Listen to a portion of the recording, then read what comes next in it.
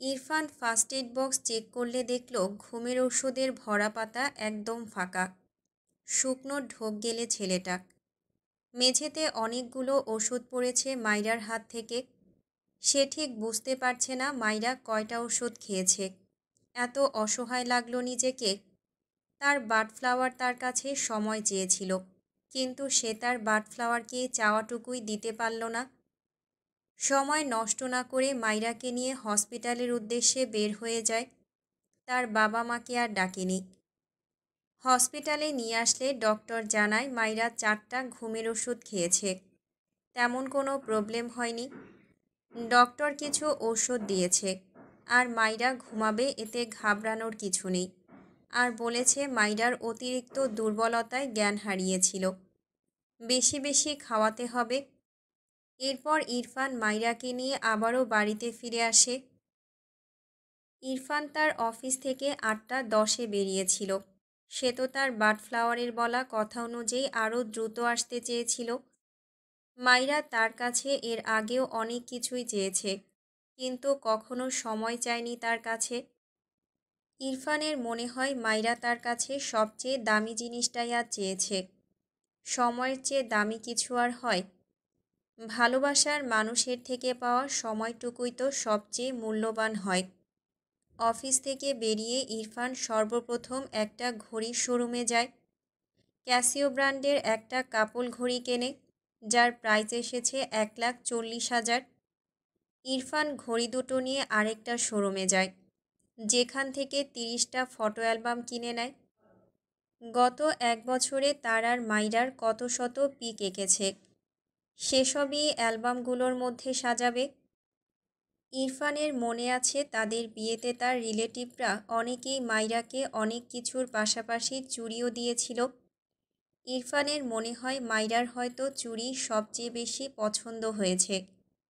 ইরফান তার ভাবনা অনুযায়ী গিফট শপে গিয়ে 30 ইঞ্চির একটা চুড়ির বক্স কেনে, যার ভেতর 60 ডজন চুড়ি সেট আছে। রেশমি চুড়ি, কাচের চুড়ি সহ আরও বিভিন্ন ধরনের চুড়ি আছে এতে। সবশেষে মাইরার জন্য একটা ডায়মন্ডের রিং নেয়, সাথে 5টা বেলি ফুলের গাছড়া নেয়। এরপর সব জিনিসপত্র গাড়ির ব্যাকসিটে রেখে সামনের ডোর খুললে হঠাৎই ঘাড়ের কাছে কেমন চিনচিন ব্যথা করে ওঠে। এরপর আর কিছুই মনে নেই ইরফানের। ইরফানের যখন জ্ঞান ফেরে তখন সে নিজেকে হসপিটালের বেডে আবিষ্কার করে। ফোন খুঁজলে ফোন পায় না। বেড থেকে নামলে ডক্টর এসে ইরফানের কাঁধে হাত রেখে বলে, এখন কেমন লাগছে বাবা? ইরফান কিছুই বুঝতে পারে না। মৃদু স্বরে বলে, আঙ্কেল, আমি এখানে কি করে? ভদ্রলোক চিন্তিত কণ্ঠে বলে, আমি তোমাকে রাস্তার পাশে পড়ে থাকতে দেখে হসপিটালে নিয়ে এসেছি। তুমি কি ড্রাগস নাও বাবা?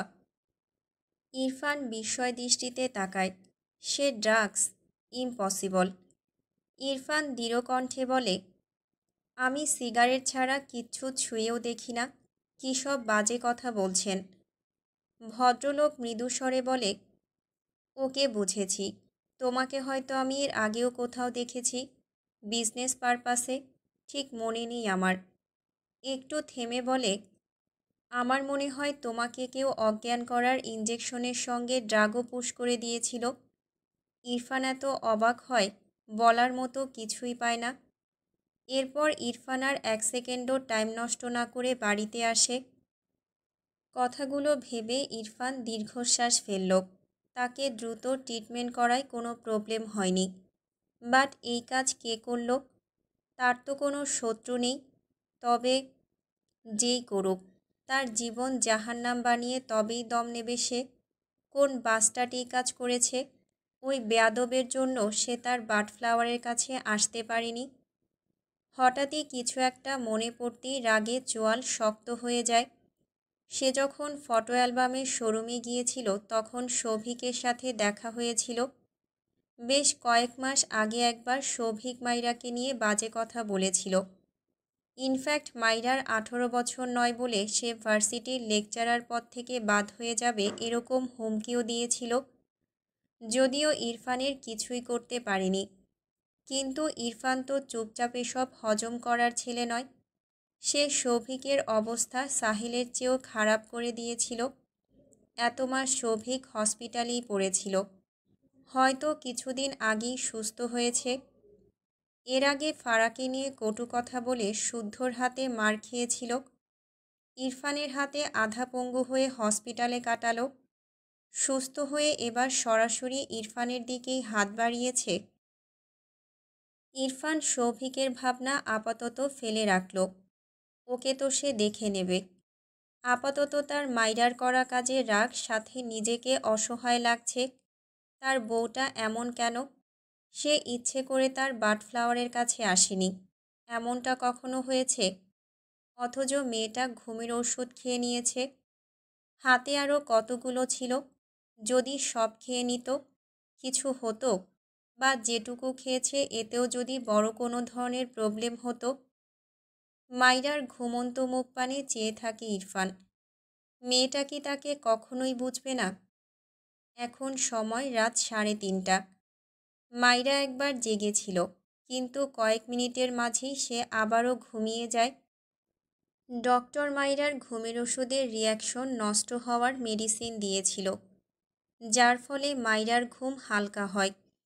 পিটপিট করে চোখ মেলে তাকায়, তার দিকে ঝুঁকে আছে ইরফান। ইরফানকে দেখে মাইরা শোয়া থেকে ধীরে ধীরে উঠে বসে, ঘুম জড়ানো কণ্ঠে বলে, আপনি কখন এসেছেন? ইরফান গম্ভীর চোখে মাইরার দিকে চেয়ে আছে।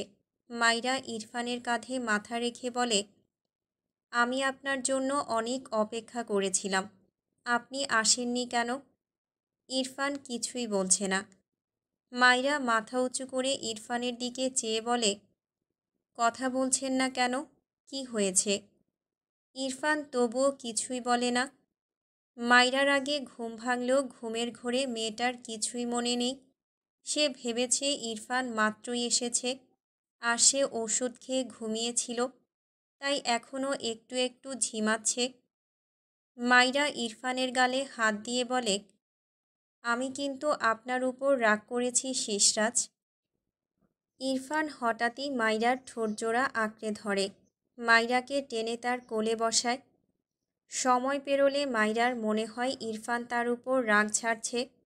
মাইরা ছটফট করে, ইরফান ছাড়ল না, বরং হাতের বাঁধন দৃঢ় থেকে দৃঢ় করে। মাইরা তার দুই হাতে ইরফানকে ঠেলে সরাতে চায়, কত শত খামচি দেয়, বেচারি এক চুল পরিমাণও ছাড় পায় না। প্রায় অনেকটা সময় পর ইরফান মাইরাকে ছেড়ে দেয়, মুখে নোনতা স্বাদ লাগলে তা গিলে নেয়। মাইরা ছাড়া পেয়ে দুই হাতে তার মুখ চেপে ফুপিয়ে ওঠে। পুরো জন্তুর মতো আচরণ করেছে ইরফান তার সাথে। ইরফান কিছুই বলল না। মাইরাকে তার কোল থেকে নামিয়ে দিয়ে ওয়াশরুমে চলে যায়। শাওয়ার নিয়ে বেরিয়ে কোনো কথা না বলে বেডে শটান হয়ে শুয়ে পড়ে। মাইরা ইরফানকে দেখল চুপচাপ। সে বুঝেছে হয়তো, সে তো 4টা ঘুমের ওষুধ খেয়েছিল। ইরফান বুঝতে পেরে এজন্যই কি তার উপর রেগে আছে? কিন্তু সে ইরফানের উপর অভিমান করেই তো মাত্র 4টা ওষুধ খেয়েছিল, 4 দিন ঘুমাবে বলে। এটাই আর কি হয়? রাগ তো তার করার কথা, ইরফান তাকে রাগ দেখাচ্ছে কেন? সেও উল্টো হয়ে শুয়ে পড়ল। সে এত এত কষ্ট করল, সব পানি হয়ে গেল, আর এই লোক তাকেই রাগ দেখাচ্ছে। কিন্তু মাইরা ভাবে, তার চোখে ঘুম নেই কেন? সে তো 4টে ঘুমের ওষুধ খেয়েছিল। তাহলে পাশ ফিরে ইরফানের দিকে তাকালো। ইরফান সেভাবেই চুপচাপ স্ট্যাচু হয়ে শুয়ে আছে। মাইরা মলিন মুখে ইরফানের দিকে চেয়ে থাকল। বেশ অনেকক্ষণ যাবৎ এপাশ ওপাশ করে ভীষণ অশান্তি লাগছে তার। থাকতে না পেরে ইরফানের দিকে এগিয়ে গিয়ে ইরফানকে ডাকে, শিশলা। ইরফান মাইরার হাত ঝাড়া দিয়ে সরিয়ে দাঁতে দাঁত চেপে বলে, আর একবার আমাকে টাচ করলে হাত ভেঙে ফেলবো একদম। যাও মেডিসিন নিয়ে ঘুমাও। কথাটা বলে ইরফান আবারও আগের ভঙ্গিতে চোখ বুজল। মাইরার চোখ জোড়া ছলছল করে ওঠে। সে বুঝেছে তার ওষুধ খাওয়ার জন্য ইরফান খুব রেগে গিয়েছে, কিন্তু ইরফান যে তাকে কথা দিয়ে আসলো না, সে বেলায় কিছুই না। মাইরা ফোঁপানো কণ্ঠে বলে, আমি আপনার জন্য রাত্রে গিয়ে হাত পুড়িয়ে ফেলেছি, আপনার জন্য সেজেছি কত কষ্ট করে, এরপর আপনি আর আসেননি, তো আমি কি করব? তাই ওষুধ খেয়ে ঘুমিয়ে গিয়েছিলাম। আপনি আমার উপর রাগ করছেন কেন? ইরফান মাইরার কথা শুনে দ্রুত উঠে বসল। এগিয়ে এসে মাইরার হাত ধরে নরম সুরে বলে, কোথায় পুড়ে গিয়েছে বাডফ্লাওয়ার? মাইরা কান্নামাখা চোখে ইরফানের দিকে তাকায়, হাত এগিয়ে দেয় ইরফানের দিকে। ইরফান দেখল মাইরার ডান হাতের এক জায়গায় কেমন লাল হয়ে আছে। ইরফান অসহায় চোখে তাকালো। বেড থেকে নেমে ড্রয়ার থেকে মলম এনে মাইরার হাতে মলম লাগিয়ে দেয়। এরপর মাইরার দিকে তাকালে দেখল মাইরা তার দিকেই চেয়ে আছে। চোখে মুখে পানির ছিটে ফোটা, ঠোঁটজোড়া ফুলে আছে। ইরফান দুই হাতে মাইরার চোখ মুখ মুছে দেয়। মাইরাকে টেনে তার কোলে বসিয়ে নেয়। মুখ এগিয়ে নিলে মাইরা দুই হাতে তার ঠোঁটজোড়া চেপে ধরে মিনমিন করে বলে, জ্বলছে। ইরফান মাইরার হাত সরিয়ে দিয়ে মৃদুস্বরে বলে, আদর করব। কথাটা বলে মাইরার ঠোঁটজোড়া আঁকড়ে ধরে। মাইরা শান্ত হয়ে থাকে ইরফানের বুকে। সকাল সকাল ঘুম থেকে উঠে ইরফান রেডি হয়ে নেয়। টি টেবিলের উপর একটা প্লেটে কিছু ঢাকা দেখে রাতে মাইরার বলা কথা মনে পড়ল। রান্না করতে গিয়ে হাত পুড়িয়ে ফেলেছে। ইরফান এগিয়ে গিয়ে উপরের প্লেটটা সরিয়ে দেখল কিমচি ফ্রাইড রাইস। ঘাড় বাঁকিয়ে মাইরার দিকে তাকালো। মাইরা এক কোণায় গুটিসুটি হয়ে ঘুমিয়ে আছে। ইরফান ডিভানের উপর বসে দুই হাতে শার্টের হাতা গুটিয়ে প্লেটে থাকা চামচ দিয়ে ফ্রাইড রাইস মুখে দিল। দুইবার মুখ নাড়িয়ে চোখ বড় বড় হয়ে যায়, মনে হচ্ছে মরিচ ছাড়া কিচ্ছু দেয়নি। তখনই মাইরা ঘুম থেকে উঠে পড়ে। ঘাড় বাঁকিয়ে ইরফানের হাতে তার রাখা প্লেট দেখে মাইরার মুখে হাসি ফুটে ওঠে। ইরফান ঝাল সহ্য করতে না পেরে হাতের প্লেট রাখতে গিয়েও মাইরাকে তার দিকে চেয়ে থাকতে দেখে থেমে যায়। ইরফান ঢোক গিলল। মাইরা রান্না করতে গিয়ে হাত পুড়িয়ে ফেলেছে। প্রথমবার হয়তো এই কোরিয়ান আইটেম রান্না করেছে। ইরফান দাঁতে দাঁত চেপে ঝাল হজম করে নিল। খাওয়া থামালো না, বরং দ্রুত হাতে খাবার মুখে তুলে না চিবিয়ে কোনো রকমে গিলছে। মাইরা শোয়া থেকে উঠে বিচলিত কণ্ঠে বলল, আস্তে খান, গলায় বেঁধে যাবে তো। ইরফান শুনল না। কোনো রকমে প্লেটে সবটুকু খেয়ে আশেপাশে পানি খুঁজলে পানি পায় না। তার দুই কান দিয়ে যেন ধোঁয়া বের হচ্ছে। ডিভানের উপর থেকে ব্লেজার নিয়ে গায়ে জড়াতে জড়াতে রুম থেকে বেরিয়ে গেল। মাইরা ভাবল, ইরফানের হয়তো অফিসে লেট হয়ে যাচ্ছে, তাই তাড়াহুড়ো করে চলে গেল। মাইরা বেড থেকে নেমে ওয়াশরুমে যায়। ইরফান বড় বড় পা ফেলে নিচে নেমে ডাইনিংয়ে তার মাকে দেখে বহু কষ্টে বলে, আম্মু, ঝাল কমানোর কিছু দাও। রুমা নওয়াজ ছেলেকে দেখে অবাক হয়। ইরফানের চোখ দুটো অনেকটা লাল হয়ে আছে। ইরফান তার মাকে চুপচাপ দাঁড়িয়ে থাকতে দেখে বলে, আম্মু প্লিজ, ফাস্ট কিছু দাও। রুমা নওয়াজ ফ্রিজের দিকে যেতে যেতে বলে, ঝাল খেতে পারো না, খেয়েছো কেন? আর খেলেই বা কি? ইরফান কিছুই বলল না। রুমা নওয়াজ ফ্রিজ থেকে ঠান্ডা পানির বোতল এনে ইরফানের দিকে বাড়িয়ে দিলে ইরফান তার মায়ের হাত থেকে বোতল নিয়ে ঢক ঢক করে পানি খেতে থাকে। রুমা নওয়াজ ভ্রু কুঁচকে চেয়ে আছে ইরফানের দিকে। তিনি তো ইরফানকে কিছু খেতেই দেয়নি, উল্টো সে ইরফানের জন্য খাবার রেডি করে টেবিল সাজিয়েছে। কিন্তু ইরফান উপর থেকে ঝালকি খেয়ে আসলো। মাইরা বাদরামি করে আবার মরিচ খাইয়েছে নাকি ইরফানকে। ব্যাপারটা ভেবে বিরক্ত হলো। একটা বয়াম থেকে কিছু গুড় হাতে করে এনে ইরফানকে বলল, হা করো। ইরফান চিনি গুড় এসব দেখলে মুখ ফিরিয়ে নেয়, কিন্তু আজ তার কানতালি লেগে গিয়েছে। মনে হচ্ছে পুরো নাক, কান, মুখ, জিহ্বায় সবখানে মরিচ ডলেছে। কোনো কথা না বলে মায়ের হাত থেকে গুড়টুকু মুখে নেয়। রুমা নওয়াজ বিরক্তি কণ্ঠে বলে, মাইরা তোমাকে মরিচ খাইয়েছে নাকি? ইরফান তার মায়ের দিকে চেয়ে মুখের গুড়টুকু চিবিয়ে গিলে নিল। এখন আগের চেয়ে একটু ভালো লাগছে। ঝালটা কমেছে মনে হচ্ছে। ইরফান ছোট করে বলে, নো। এরপর আরেকটু পানি খেয়ে বোতল টেবিলের উপর রেখে বাইরের দিকে যায়। রুমা নওয়াজ বলে, খেয়ে যাও। ইরফান ছোট করে বলে, খেয়েছি। রুমা নওয়াজ আর কিছুই বলল না। মাইরা ঘর থেকে বেরিয়ে সিঁড়ি বেয়ে নিচে নেমে আসে। কালকে রান্না করা খাবারগুলো ফ্রিজ থেকে বের করে রান্নাঘরে গিয়ে গরম করে। এরপর ডাইনিংয়ে বসে ফ্রাইড রাইস একবার মুখে দিয়ে প্রায় কয়েকবার চিবোতেই তার চোখ বড় বড় হয়ে যায়। মুখ থেকে উগলে ফেলে টেবিলের উপর পানি খুঁজলে পানি পায় না। রুমা নওয়াজ মাইরাকে অমন ছটফট করতে দেখে এগিয়ে এসে বলে, কি হয়েছে মাইরা? মাইরা দৌড়ে গিয়ে ফ্রিজ খুলে ফ্রিজের সামনে বসেই পানি খায়।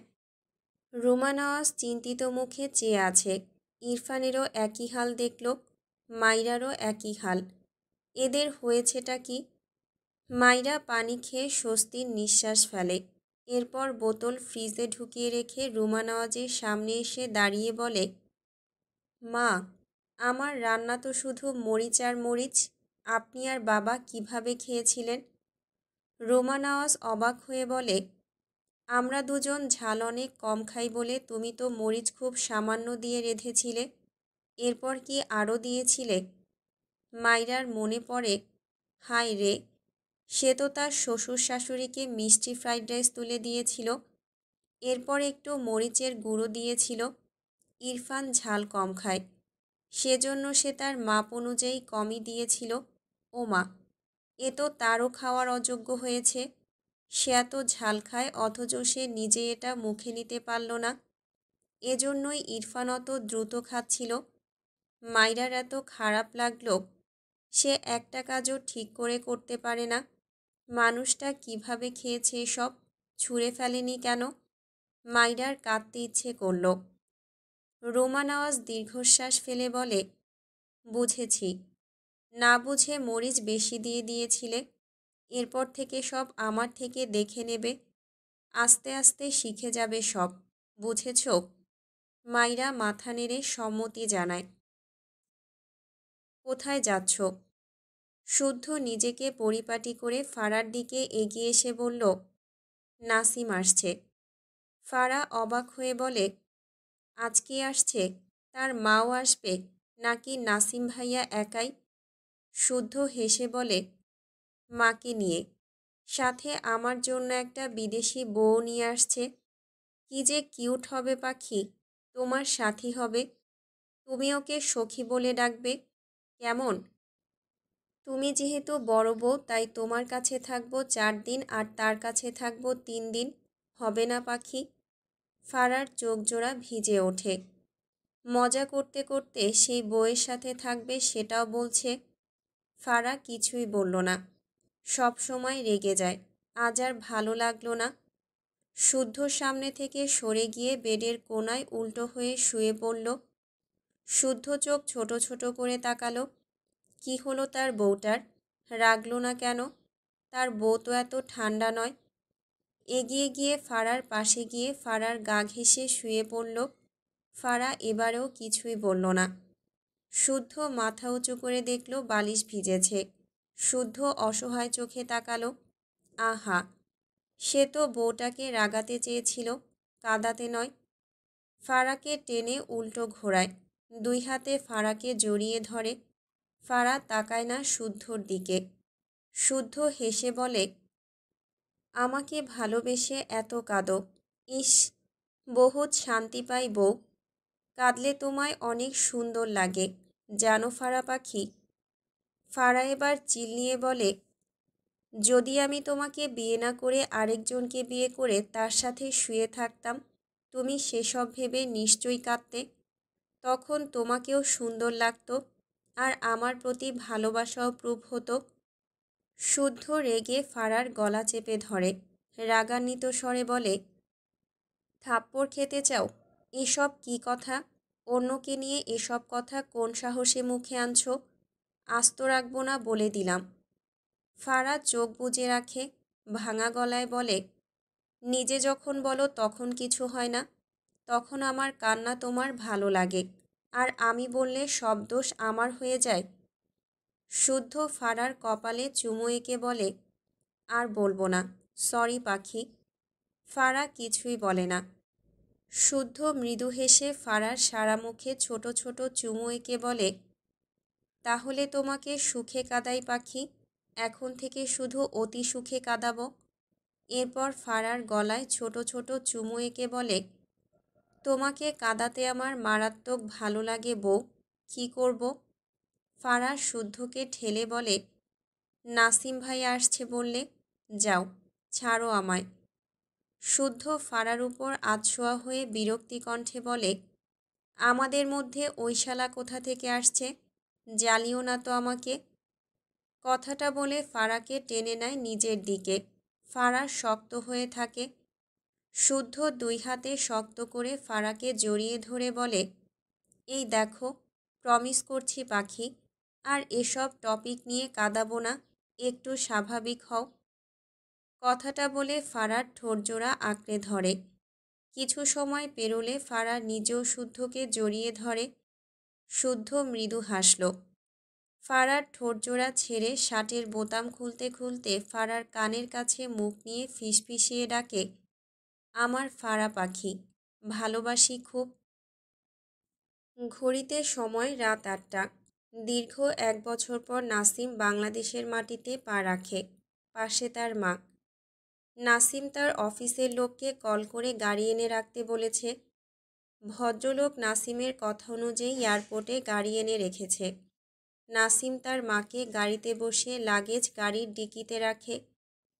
এরপর তার মাকে বলে একটু সাইডে গিয়ে ফোন বের করে শুদ্ধকে কল করতে নিলে শুদ্ধ নাসিমকে ডাকে। নাসিম মাথা তুলে তাকায়। শুদ্ধ আর ফাইজকে দেখে মুখে হাসি ফুটে ওঠে। নাসিম এগিয়ে যায়।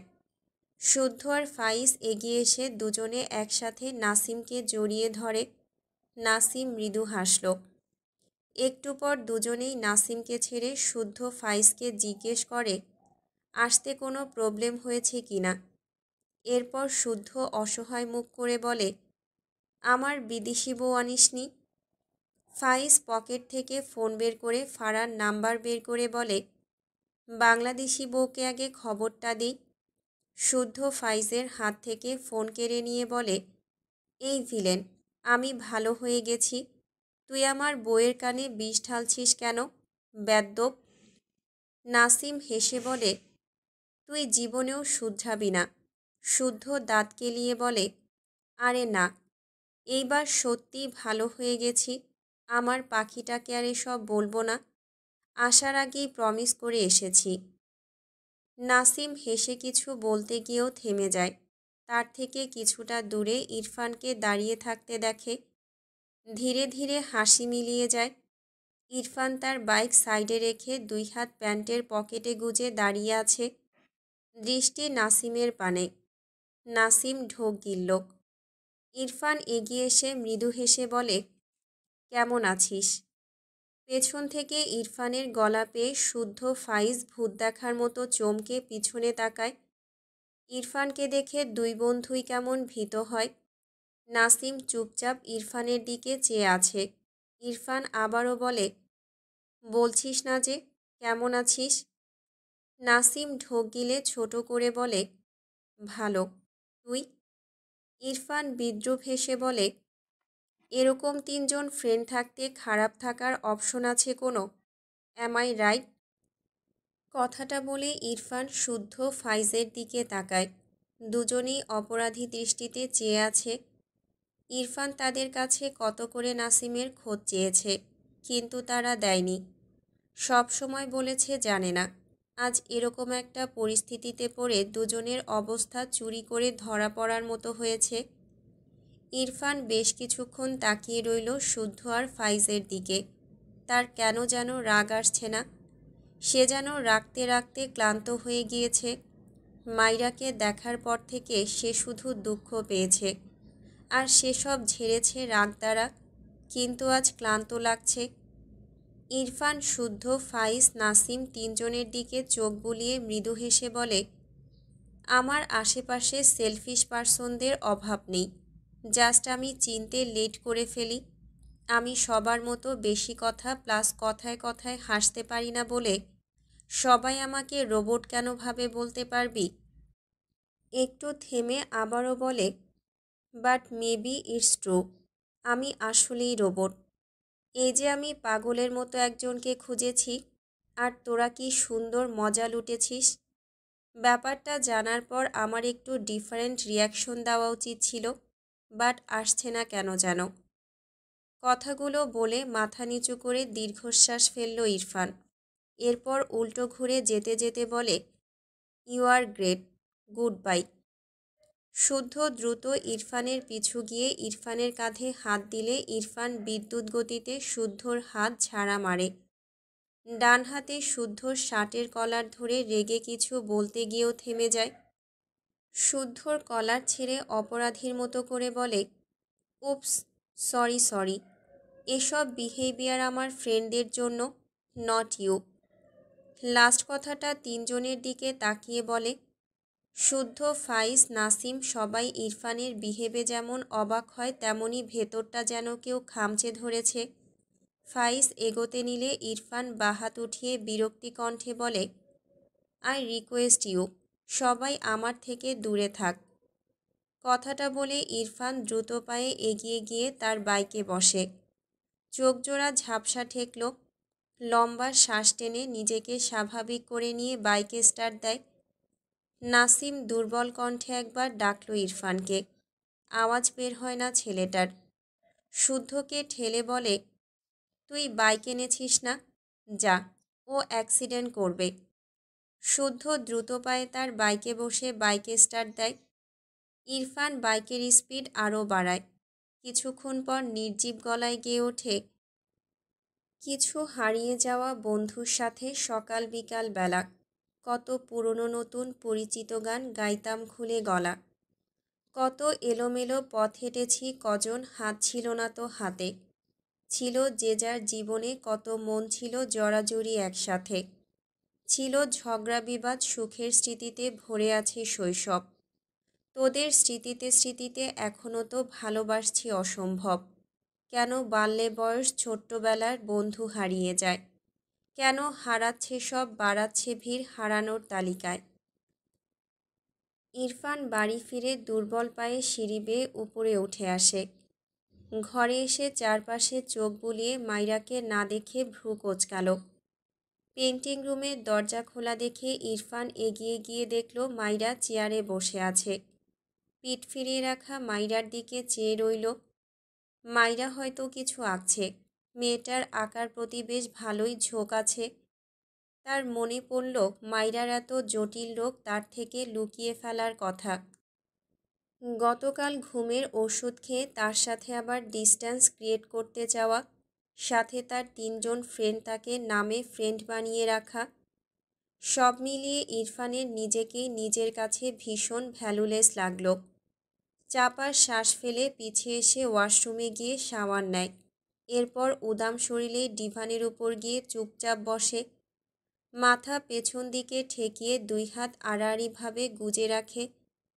অন্য দিনের মতো ইরফানাস মাইরার কাছে এগিয়ে গেল না। একা থাকতে ইচ্ছে করল। সকলের প্রতি পাহাড় সমান অভিমান, আকাশ সমান অভিযোগ আর নিজের প্রতি বিতৃষ্ণা নিয়ে বসে থাকলো ঘরের এক কোণায়। সে কতটা খারাপ হলে বা কতটা ভ্যালুলেস হলে তার কাছের প্রতিটা মানুষ বারবার তাকে এভাবে দূরে ঠেলে দেয়। মাইরা ইরফানদের এই বাড়ি আঁকার চেষ্টা করছিল। হঠাৎই একটা কাগজ উড়ে পড়ে যেতে দেখে মাইরার মনোযোগে ব্যাঘাত ঘটে। মাইরা হাতের তুলি রেখে চেয়ার থেকে উঠে মেঝে থেকে কাগজটি কুড়িয়ে আনে। টেবিলের উপর রাখতে গিয়েও রাখে না। লেখাটি পড়ে, বাটফ্লাওয়ার, তুমি এত সেলফিশ কেন বলবে? তুমি কি আমায় রোবট ভাবো? বিলিভ মি, আমি রোবট নই। আমার ভেতরে তোমাকে নিয়ে গড়া একটা স্বচ্ছ মন আছে। তুমি আঘাত পেলে আমার সেই মনটা ভীষণ ব্যথিত হয় মাই হার্ট। তুমি তোমার শিররাজকে আর কবে বুঝবে বাটফ্লাওয়ার? লেখাটি মাইরা পুরো 5 বার পড়ল। চোখ থেকে টুপ করে কয়েক ফোঁটা পানি গড়িয়েছে। গতকাল তার 4টা ওষুধ খাওয়া ঠিক হয়নি। তার শিশ্রাজ তাকে কত ভালোবাসে সে তো জানে, তবুও কেন সে রেগে যায় তার শিশ্রাজের উপর? এই যে তার শিশলা কত কষ্ট পেয়ে এই কথাটুকু লিখেছে, তা তো মাইরা বোঝে। হাতের কাগজ রেখে মাইরা চোখ মুছে পাশের রুমে যায়। ইরফানকে ডিভানের উপর বসে থাকতে দেখে ভীষণ অবাক হয়। তাদের সম্পর্ক ঠিক হওয়ার পর থেকে আজ পর্যন্ত কখনো এমন হয়নি ইরফান বাইরে থেকে এসে তার কাছে যায়নি। ইরফান কি তার উপর এখনও অনেক রেগে আছে, অনেক কষ্ট পেয়েছে? মাইরার আবারও চোখ ভিজে যায়। এগিয়ে গিয়ে ইরফানের সামনে দাঁড়িয়ে ভেজা গলায় ডাকে, শিশলা। ইরফান সাথে সাথে চোখ মেলে তাকায়। ইরফানের চোখ দুটো লাল। মাইরার দিকে বেশ কিছুক্ষণ চেয়ে থাকে, এরপর মৃদু হেসে বলে, ইউ নো বাটফ্লাওয়ার, সবাই আমাকে অনেক যত্ন করে কষ্ট দেয়, অ্যান্ড বাটফ্লাওয়ার তার শিশরাজকে একটু বেশি যত্ন করে কষ্ট দেয়। কথাটা বলে ইরফান আবারও চোখ বুজে নেয়। মাইরার চোখ থেকে পানি গড়িয়ে পড়ে। ইরফান কত কষ্ট পেয়ে কথাগুলো বলেছে, কথাটা ভাবতেই মাইরার কেমন দমবন্ধ লাগলো। মাইরা এগিয়ে গিয়ে ইরফানের বাহুতে তার হাত রেখে ভাঙা গলায় ডাকে, শিশরাজ, আমি সরি, আর কখনো এমনটা করব না। ইরফান চোখ বুজে রেখে আলতো হাতে মাইরার হাত সরিয়ে দিয়ে বলে, আমাকে ডিস্টার্ব করো না লিটল গার্ল। মাইরার আরও কান্না পায়। ইরফানকে এভাবে কখনো দেখেনি সে। মাইরা ইরফানের কথা অগ্রাহ্য করে ইরফানের কোলের উপর উঠে বসে। ইরফান কিছুই বলল না। সে তার দুই হাত আড়াআড়িভাবে বুকে গুজে রেখে চোখ বুজে আছে। মাইরা ইরফানের দুই গালে তার দুই হাত রেখে ভাঙা গলায় বলে, শিশলা, আমি সরি, আমি আর ওরকম করব না, সত্যি বলছি। ইরফানের কোনো সাড়া না পেয়ে মাইরার চোখ থেকে আবারও পানি গড়ায়। মাইরা ইরফানের বুকে মাথা রেখে দুই হাতে ইরফানের পিঠ আঁকড়ে ধরে। মেয়েটা ফোঁপায়। এর চেয়ে তো রেগে যাওয়া ইরফানই ভালো। মুখ বাঁকিয়ে ইরফানের বুকে নাক ঘষে বলে, শিশরাজ, আমার সাথে ঠিক করে কথা বলুন, এমন করছেন কেন? আমি আপনার সব কথা শুনব। ইরফানের তবুও কোনো সাড়া না পেয়ে মাইরা নাক টানে। ইরফানের বুকে মাথা ঠেকিয়ে কিছু একটা ভেবে গায়, রাগ কইরো না মনের মানুষ, মাফ কইরা দাও আমারে, মনের মন্দির থেইকা ভালোবাসি তোমারে, আমি মাছ তুমি বর্ষি, টান দিলেই আসবো তোমার ওই চরণতলে, গড়াই গড়াই কাঁদব, তুমি যা বলবা সব কথা রাখব, প্রয়োজনে তোমায় আমার মাথায় তুইলা নাচব। একটু গেয়ে মাইরা থামল। তার চোখের পানিতে ইরফানের বুক ভিজে গিয়েছে। মাইরা মাথা তুলে ইরফানের দিকে তাকায়। ইরফানকে একইভাবে দেখে মাইরা আবারও ফোঁপায়। একটু এগিয়ে গিয়ে দুই হাতে ইরফানের গলা জড়িয়ে ধরে। গলায় মুখ ঠেকিয়ে বিড়বিড়িয়ে বলে, শিশলা, আমি তোমার সব কথা শুনব, কথা বলো আমার সাথে। মাইরার মুখে তুমি ডাক শুনে ইরফান ভীষণ অবাক হয়। সর্বশক্তি দিয়ে মাইরাকে জড়িয়ে নেয় নিজের সাথে, যেন আজ তার বাটফ্লাওয়ারকে কল্পনায় নয় বরং বাস্তবেই তার বুকের ভেতর ঢুকিয়ে নেবে। ইরফান মাইরাকে নিজের থেকে ছাড়াতে চাইলে পারল না। মাইরা সাপের মতো ইরফানের গলা পেঁচিয়ে রেখেছে। ইরফান মৃদু হাসল। বাঁ হাত মাইরার কোমরে রেখে ডান হাত মাইরার গলার ভাঁজে দিয়ে মৃদু স্বরে ডাকে, বাটফ্লাওয়ার। মাইরা নাক টানে। ইরফান মাইরার গালে চুমু আঁকে। মাইরার মাথা তার গলা থেকে তুলে তার মুখোমুখি করে। মাইরা কান্না ভেজা চোখে ইরফানের দিকে তাকায়। ইরফান অসহায় চোখে চেয়ে মাইরার মুখ মুছে দেয়। মাইরার গালে হাত রেখে মৃদু স্বরে বলে, কাঁদছো কেন বাটফ্লাওয়ার? মাইরা ঠোঁট উল্টে বলে, সরি। ইরফান মাইরাকে আরেকটু শক্ত করে ধরে বলে, সরি কেন? মাইরা ইরফানের দিকে চেয়ে বলে, আপনাকে কষ্ট দিয়েছি তাই। কিভাবে দিয়েছ? মাইরা মাথা নিচু করে বলে, আর কখনো উল্টাপাল্টা ওষুধ খাবো না, আপনার জন্য অপেক্ষা করব, আর কিছু লুকিয়ে রাখবো না। আপনার সব কথা শুনব। ইরফান ঠোঁট বাঁকিয়ে হাসল। বাঁ হাতে মাইরার মাথা খানিকটা উঁচু করে বলে, আমার দিকে তাকাও। মাইরা চোখ তুলে ইরফানের দিকে তাকায়। ইরফান মাইরার গালে ডান হাতের বুড়ো আঙুলের সাহায্যে স্লাইড করতে করতে বলে, আর কাঁদবে না কখনো, ওকে? মাইরা ছোট করে বলে, হুম। ইরফান মাইরার চুলগুলো কানের পিঠে গুজে দিয়ে বলে, you hurt me but flower. আর কখনো তোমার শীর্ষরাজকে হার্ট করবে না, ওকে? মাইরার চোখের কোণে পানি জমে। ইরফান মাইরার মাথা তার বুকে চেপে মাইরার মাথায় ঠোঁট ছুঁয়ে বলে, কাঁদতে নিষেধ করেছি আমি। মাইরা সামান্য মাথা উঁচু করে নাক টেনে বলে, আমি তো ছোট মানুষ, আমি ভুল করলে ক্ষমা করবেন না? না বুঝে ভুল করে আপনাকে আবারও কষ্ট দিলে আপনি আমাকে আর ভালোবাসবেন না? ইরফান শীতল দৃষ্টিতে মাইরার দিকে তাকায়। ডান হাতের বুড়ো আঙুল দিয়ে মাইরার চোখ বেয়ে গড়ানো পানি মুছে দেয়।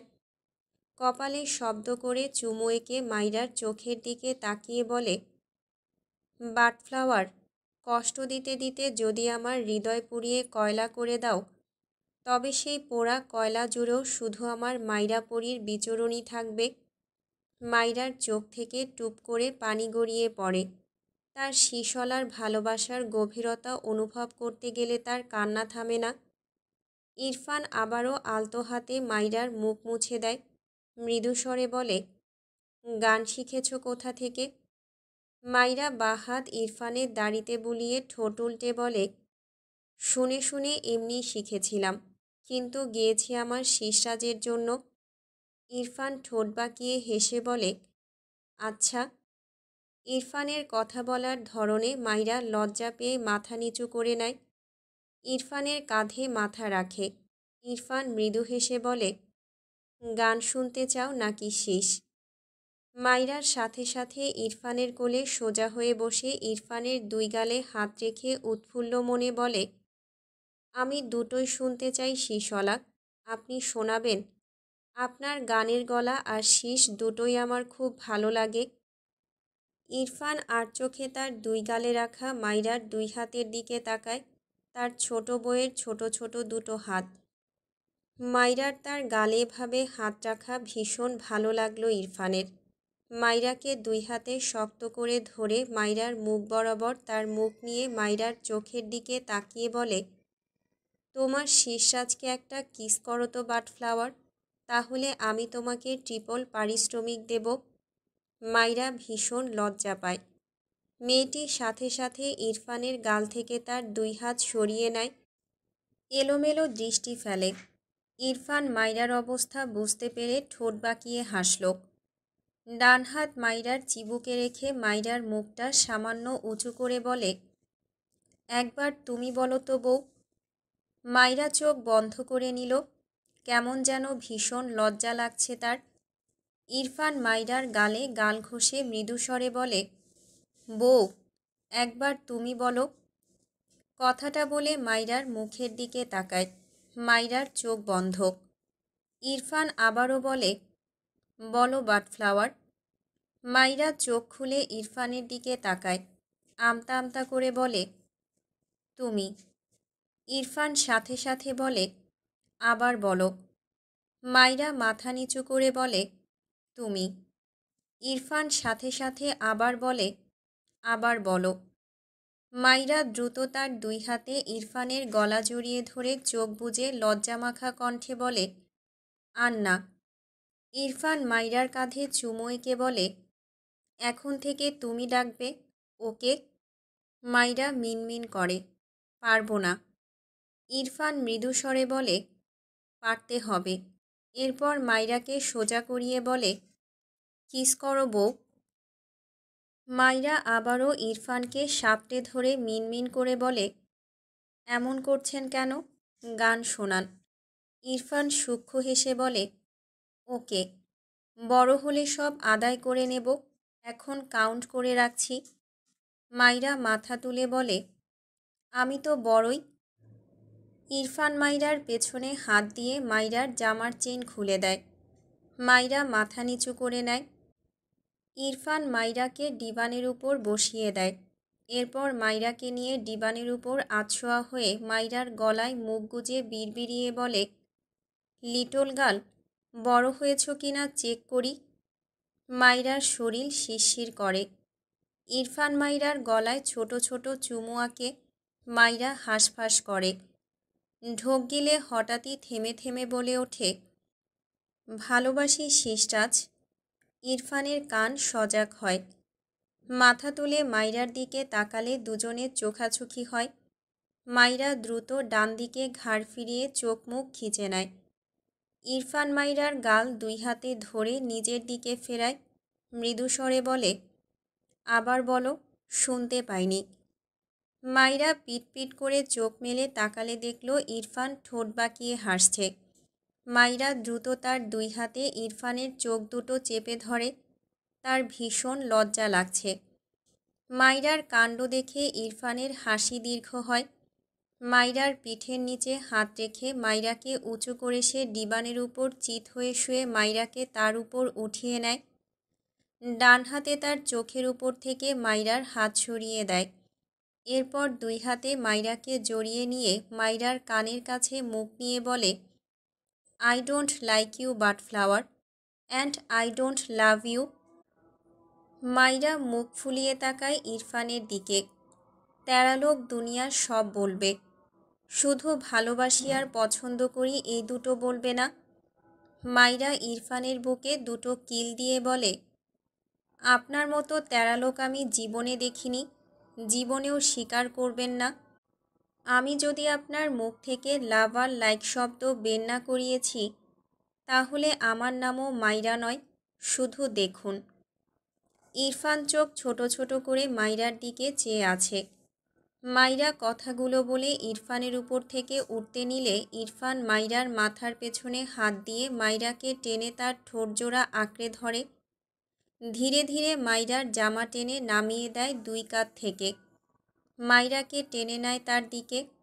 এরপর মুখ নামিয়ে মাইরার গলার নিচে বিদ্যমান তিলটায় কামড় দিলে মাইরা মৃদু আর্তনাদ করে ওঠে। ইরফান সাথে সাথে সেখানে ঠোঁট চেপে বলে, সরি, আমার এটা খেতে ইচ্ছে করে, কিভাবে খাবো বউ? মাইরা বলার মতো কিছু খুঁজে পায় না। মানে এই লোকের কী সব ভিত্তিহীন কথা। মাইরা ইরফানের বুকে মাথা ঠেকিয়ে চোখ বুজে রাখে। ইরফান মাইরার এলোমেলো অবস্থা দেখে নিজের উপর বিরক্ত হলো। মাইরার জামা টেনে ঠিক করে দিয়ে চেইন লাগিয়ে দেয়। এরপর মাইরার গলায় মুখ গুজে বিড়বিড়িয়ে বলে, বউ, বড় হও ফার্স্ট, ওকে? মাইরা কিছু বলতে নিলে ইরফান তীক্ষ্ণ চোখে চেয়ে বলে, আমাকে টলারেট করার মতো বড় হও, জ্বর না বাঁধিয়ে জ্বরকে তাড়ানোর মতো বড় হও, আন্ডারস্ট্যান্ড? মাইরা লজ্জা পায় ভীষণ। এই লোক অসভ্যের মতো কী সব বলে। ইরফান হতাশ কণ্ঠে বলে, তোমার মিনিমাম আরও 3 ইয়ার্স আগে পৃথিবীতে আসা উচিত ছিল। তুমি লেট করে এসে আমাকে হার্ট করছো বাটফ্লাওয়ার। তোমার পানিশমেন্ট আমি জমিয়ে রেখেছি। মাইরা বোকা চোখে ইরফানের দিকে চেয়ে আছে। আল্লাহ তাকে না পাঠালে সে কিভাবে আসবে? অদ্ভুত তো। মাইরা অবুঝদের মতো করে বলে, আপনি কি পাগল? ইরফান ভ্রুকুচকে বলে, নো। মাইরা মিটিমিটি হেসে বলে, চলুন ডক্টরের কাছে যাই। ইরফান মাইরার গালে হাত দিয়ে চিন্তিত কণ্ঠে বলে, তোমার সিক লাগছে? মাইরা বাচ্চাদের মতো করে দুই দিকে মাথা নাড়িয়ে বলে, আপনাকে নিয়ে যাব। আপনি পাবনার বাসিন্দা হতে যাচ্ছেন বলে আমার মনে হচ্ছে। এর আগেই আপনার ট্রিটমেন্ট করাতে হবে, বুঝেছেন? ইরফান চোখ মুখ কুঁচকে তাকায়। মাইরা মুখ ফুলিয়ে হেসে ইরফানের বন্ধন থেকে ছাড়া পেতে চাইলে ইরফান শক্ত করে মাইরাকে চেপে ধরে চোখ পাকিয়ে বলে, স্টুপিড, আবার বাদরামি করছো? মাইরা ইনোসেন্ট ফেস বানিয়ে তাকায় ইরফানের দিকে, যেন সে ধোয়া তুলসী পাতা। ইরফানের বুকের উপর দুই হাতের কনুই ঠেকিয়ে তার দুই হাতের উপর চিবুক রেখে বলে, আমাকে গান শোনাবেন না শিশলা? ইরফানের দৃষ্টি শীতল হয়। মৃদু হাসল মাইরার কথা শুনে। মাইরা উপুর হয়ে শুয়ে তার দিকে ফিরে থাকায় মাইরার চুলগুলো সামনের দিকে হেলে আছে। ইরফান দুই হাতে যত্নের সহিত মাইরার চুলগুলো পেছন দিকে নিয়ে রাখল। মাইরা মুগ্ধ হয় ইরফানের এইটুকু যত্নে। ইরফান মাইরার দুই গাল আগলে নিয়ে মাইরার চোখের দিকে তাকিয়ে গায়, আয় তোকে এই বুকে জড়িয়ে নেই, আরও আপন করে নেব। তুই দূরে থাকলে মনে হয় প্রতিটা মুহূর্ত আজব। এইটুকু গেয়ে ইরফান থামে, মাইরার দিকে চেয়ে আদুরে স্বরে ডাকে, বউ। মাইরার চোখের কোণে পানি। এগিয়ে গিয়ে ইরফানের কপালের সাথে কপাল ঠেকিয়ে চোখ বুজে নেয়। দুই হাতে ইরফানের গলা জড়িয়ে ধরে, এরপর ধরা গলায় ডাকে, শিশলা। ইরফান মৃদু হেসে বলে, this once just for you but flower. এরপর আবারও গায়, তোকে ছাড়া নিঃশ্বাস নেব না, তোকে ছাড়া আমি বাঁচব না, তোকে ছাড়া এক মুহূর্তও না। তুই সফরের সঙ্গী, তুই চলার সঙ্গী, তুই জীবন সঙ্গী আমার। মাইরার চোখ থেকে টুপ করে কয়েক ফোঁটা পানি ইরফানের গালে পড়ে। ইরফান মাইরাকে শক্ত করে জড়িয়ে নেয়। এরপর মাইরার গলায় মুখ গুজে ভারী গলায় বলে, তুই বাস্তব স্বপ্ন, তুই সমুদ্র, তুই তৃষ্ণা, তুই তুই হৃদয়ের অশান্তি, তুই শান্তি। এরপর মাইরার কানের কাছে মুখ নিয়ে শীষ বাজায়। মাইরা ইরফানের গলা জড়িয়ে চোখ বুজে থাকে। ইরফান মাইরার কানের পিঠে চুমু এঁকে ফিসফিসিয়ে বলে, মাই হার্ট। মাইরার চোখ জোড়া ভেজা। তার শিশলার ভালোবাসা নিয়ে ভাবলেই যে তার চোখ ভিজে যায়। এত আবেগ, এত ভালোবাসা তার শিশরাজ কোথায় পায়? ইরফানের কাছে গলা ভেজা মনে হয়। মাইরার কানের লতিতে আলতো করে কামড় দিয়ে নরম কণ্ঠে বলে, কাঁদলে থাপ্পড় দিয়ে সব দাঁত ফেলে দেব তোমার। মাইরা ইরফানের কথা শুনে কান্নামাখা মুখে হেসে ফেলল। ইরফানের এই কথাটার এই জীবনে যাবে না। ইরফানের গলা শক্ত করে জড়িয়ে ধরে গলায় নাক ঘষল মাইরা। ইরফান মৃদু হাসল। মাইরা নাক টেনে বলে, আপনি কোথা থেকে এত ভালোবাসতে শিখেছেন শিশরাজ? আমাকে শেখাবেন? মাইরার কথায় ইরফান মৃদু হাসল। আবেগঘন কণ্ঠে বলে, আমার মাইরাপুরীর থেকে শিখেছি।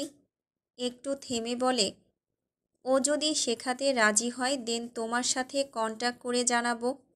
ফ্রিতে হবে না কিন্তু, সার্ভিস চার্জ দিতে হবে। মাইরা ইরফানের কথায় শব্দ করে হেসে ওঠে।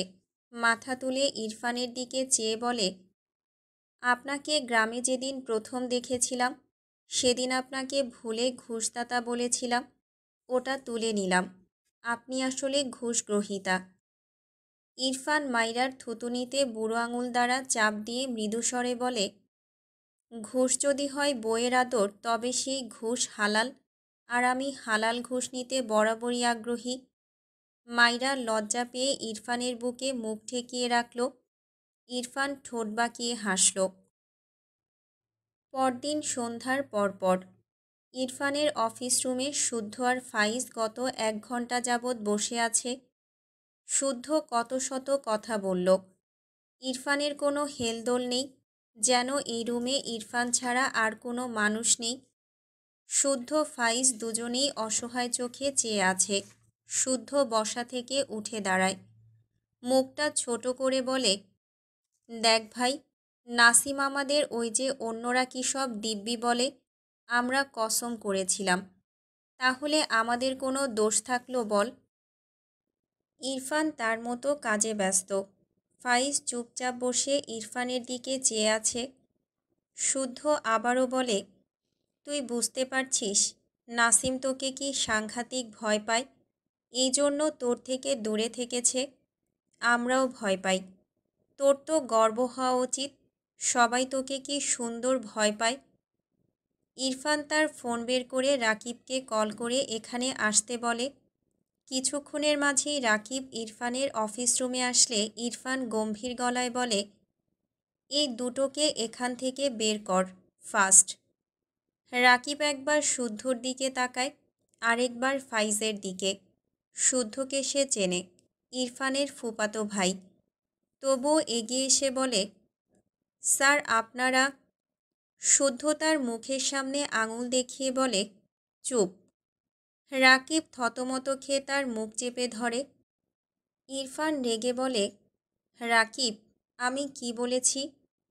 রাকিব শুদ্ধর দিকে তাকালে শুদ্ধ চোখ পাকিয়ে বলে, এই, একদম আমার দিকে এগোবে না।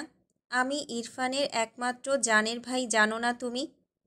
রাকিব অসহায় চোখে ফাইজের দিকে তাকালে ফাইজ রেগে বলে, আমার দিকে তাকাচ্ছ কেন? আমি কে জানো তুমি?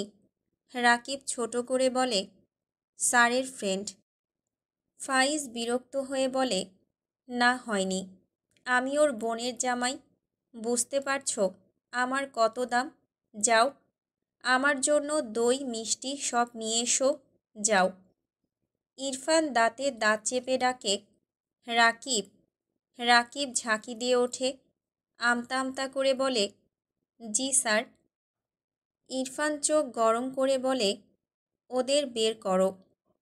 রাকিব অসহায় চোখে শুদ্ধ আর ফাইজের দিকে তাকালে দেখল দুজনেই খেয়ে ফেলা চোখে তার দিকে তাকিয়ে আছে। রাকিবের মুখ কাদো কাদো হয়ে যায়। ইয়া আল্লাহ, সে এটা কোথায় ফেসে গেল? শুদ্ধ রাকিবের দিকে এগিয়ে এসে বলে, আমি কিন্তু তোমার চাকরি নট করে দেব রাকিব, এখনও সময় আছে, এখান থেকে যাও। ইরফানের শক্ত কণ্ঠ ভেসে আসে, রাকিব। রাকিব অসহায় মুখ করে বলে, স্যার, আমার চাকরি চলে গেলে আমার গার্লফ্রেন্ড আমাকে ছেড়ে চলে যাবে। প্লিজ স্যার, আমাকে আপনারা ছেড়ে দিন। ইরফান তীক্ষ্ণ চোখে চেয়ে বলে, হোয়াট? রাকিব মুখ চেপে ধরে, হায় হায়, এখন যদি সেই ঠিকানা চায় ইরফান, নিশ্চিত বিয়ে ভেঙে দেবে, নয়তো পড়িয়ে দেবে। কোনো রকমে বলে, না মানে, আমি বলতে চাচ্ছিলাম, গার্লফ্রেন্ড হলেও সে ছেড়ে চলে যাবে। আমার তো মেয়েদের সাথে অ্যালার্জি আছে। অতপর গা চুলকে বলে, এই তো মেয়ে নাম মুখে নিতেই কেমন অ্যালার্জি চাপ দিল। ইরফান কড়া ধমক দেয়, শাট আপ। রাকিব ঝাঁকি দিয়ে ওঠে। শুদ্ধ ফাইজ রাকিবের অবস্থা দেখে মুখ লুকিয়ে হাসছে। রাকিবকে ইশারায় চলে যেতে বললে বেচারা এক দৌড় দেয়। শুদ্ধ নিজেকে সামলে বলে, নাসিম তোর সাথে দেখা করার জন্যই বাংলাদেশে এসেছি ইরফান, আমাদের ভুল বুঝিস না। তুই মাথা গরম মানুষ, ওর সত্যি সত্যি বিয়ে দিয়ে দিতি, কিন্তু ওর সিচুয়েশনটা একটু বোঝার চেষ্টা কর। ইরফান জ্বলন্ত চোখে তাকায় শুদ্ধর দিকে। শুদ্ধ ঢোক গেলে। ইরফান বসা থেকে দাঁড়িয়ে তার টেবিলে একটা লাথি মেরে চিৎকার করে বলে, বুঝি না আমি কারো সিচুয়েশন, বুঝবো না কাউকে। সেলফিশ আমি, খারাপ মানুষ আমি, মাথা গরম মানুষ আমি, রোবট আমি। তো এই যন্ত্রমানবের কাছে তোদের কি প্রয়োজন? বের হয় এখান থেকে। কথাটা বলে হনহন করে এগিয়ে এসে শুদ্ধর কলার ধরে টেনে বের করতে নেয়। শুদ্ধ ইরফানকে গায়ের জোরে ধাক্কা দেয়। রেগে চিল্লিয়ে বলে, মাথা গরম মানুষই তো তুই, নিজেই নিজেকে দেখ, কখন থেকে তেল মাখছি, হচ্ছে না তোর। একটা কথা ঠিক করে শোন, একটু বোঝ। না, তোর তো সবার আগে রাগ দেখানো চাই। বালের কাছে ঠিক করতে আসছি, থাক তুই, একাই থাক। তোর মতো মানুষের একা থাকাই উচিত। কথাগুলো বলে শুদ্ধ মাথা নিচু করে নিল। সে সহজে রাগে না, কিন্তু রেগে গেলে মাথা আউলে যায়।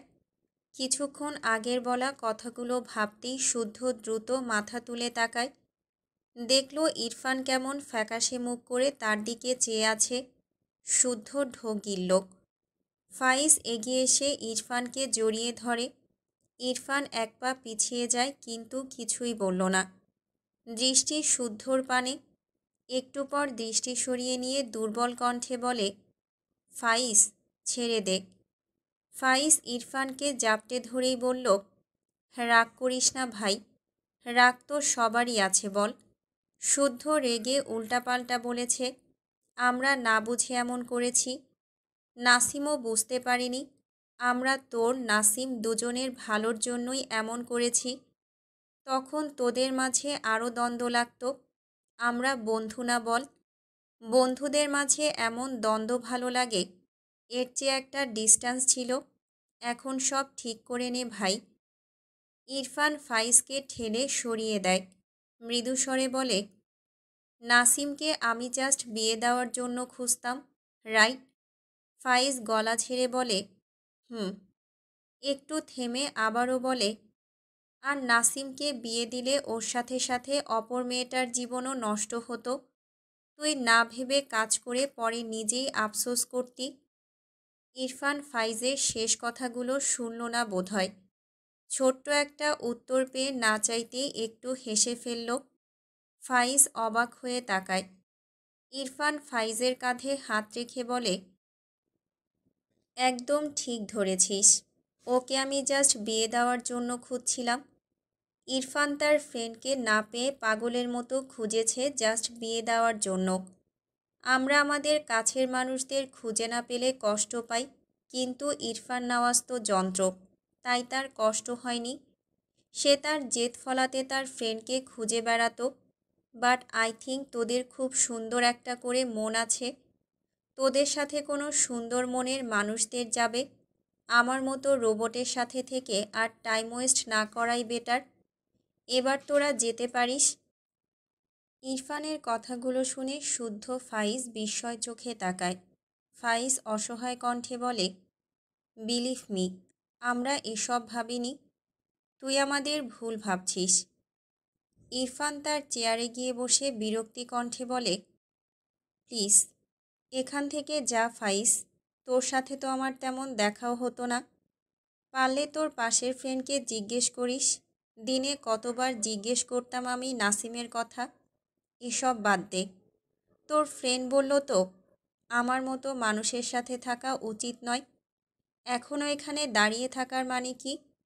মেমোরি লস হয়ে গেলে মনে করিয়ে দে, আর এখান থেকে যেতে বল। ফাইজ কিছু বলতে নিলে ইরফান আবারও চিৎকার করে বলে, যেতে বলেছি আমি। ফাইজ থেমে গেল। ইরফান রেগে গিয়েছে বুঝল। শুদ্ধর কথাগুলো বলা ঠিক হয়নি। ফাইজ বিরক্ত হলো। তারা ইরফানের রাগ ভাঙাতে এসেছিল, উল্টো শুদ্ধ এসে রাগ ঝাড়ল। ফাইজ হতাশার নিঃশ্বাস ফেলে শুদ্ধকে টেনে বাইরে নিয়ে যেতে চায়। শুদ্ধ ঝাড়া মেরে ফাইজের হাত ছাড়িয়ে নেয়। গটগট পায়ে এগিয়ে এসে ইরফানের সামনে দাঁড়ায়। ভাঙা গলায় বলে, এই, তুই এমন পরদের মতো কথা বলছিস কেন? ওর ফ্রেন্ড করছিস কেন? আমি তোর দাদার মেয়ের পেটের ছেলে। তোর বাপের বোনের পেট কেটে বের করেছে আমাকে, আর তুই আমাকে অস্বীকার করছিস? তোর সাহস তো কম না। ইরফান চোখ মুখ কুঁচকে তাকালো শুদ্ধর দিকে। ফাইজ মুখ লুকিয়ে হাসছে। এই শালা কাঁদছে। তবুও দেখ, মুখ থেকে যা বের করবে সিরিয়াস মোমেন্টে মানুষকে হাসিয়ে ছাড়বে। ইরফান ফাইজের দিকে চেয়ে রেগে বলে, ফাইজ, তোর ফ্রেন্ডকে নিয়ে যা তো এখান থেকে। শুদ্ধ তেড়ে যায় ইরফানের দিকে। কলার ধরে টেনে ইরফানকে তোলে। ইরফান রেগে শুদ্ধকে ধাক্কা দেয়। শুদ্ধ তেড়ে এসে ইরফানকে ধাক্কা দেয়। শুদ্ধ চেঁচিয়ে বলে, আর একবার আমাকে অস্বীকার করে দেখ, তোকে ছাড়ব না বলে দিলাম। ইরফান বিরক্ত চোখে তাকায়। মানে এত লজিকলেস কথায় কিভাবে বলে? ইরফান বিরক্তি কণ্ঠে বলে, অস্বীকার কখন করলাম? যা, বের হতো এখান থেকে। শুদ্ধ এগিয়ে এসে ইরফানকে জাপটে ধরে। ইরফান শুদ্ধকে ঠেলে সরাতে চায়। শুদ্ধ মেয়ে মানুষের মতো পেঁচিয়ে ধরেছে ইরফানকে। ফাইজ সোফায় পায়ের উপর পা তুলে বসল। এক কাপ কফি হলে মন্দ হতো না। ইরফান দাঁতে দাঁত চেপে বলে, তোর সম্পদ ঠিক রাখতে চাইলে আমার থেকে সরে দাঁড়া বলছি। ইরফানের কথা শুনে ফাইজ শব্দ করে হেসে বলল, শুদ্ধ, দ্রুত ইরফানকে ছেড়ে দাঁড়া। চোখ মুখ কুঁচকে বলে, ছি, তোর নজর এত বাজে হয়ে গিয়েছে। ইরফান মাথা নিচু করে একটু ঠোঁট বাঁকালো। 1 সেকেন্ডের মাঝে নিজেকে স্বাভাবিক করে শক্ত গলায় বলে, এখান থেকে যা। শুদ্ধ অসহায় কণ্ঠে বলে, তুই বললে কান ধরে উঠবোস করব ভাই, এমন বিহেভ করিস না, এসব আমি নিতে পারি না। আচ্ছা যা, মানলাম আমি পৃথিবীর সবচেয়ে খারাপ মানুষ, আমার ভুলের কোনো শেষ নেই, আর জীবনেও এরকম করব না। ইরফান শুদ্ধর দিকে তাকিয়ে মৃদু হেসে বলে, তোরা ভুল করেছিস, ব্যাপারটা ভুলের নয়, আমি ভ্যালুলেস পারসন, তোরা বারবার এটাই প্রুফ করেছিস। প্লিজ আমায় একা থাকতে দে, ডিস্টার্ব করিস না। শুদ্ধ অসহায় চোখে তাকায়।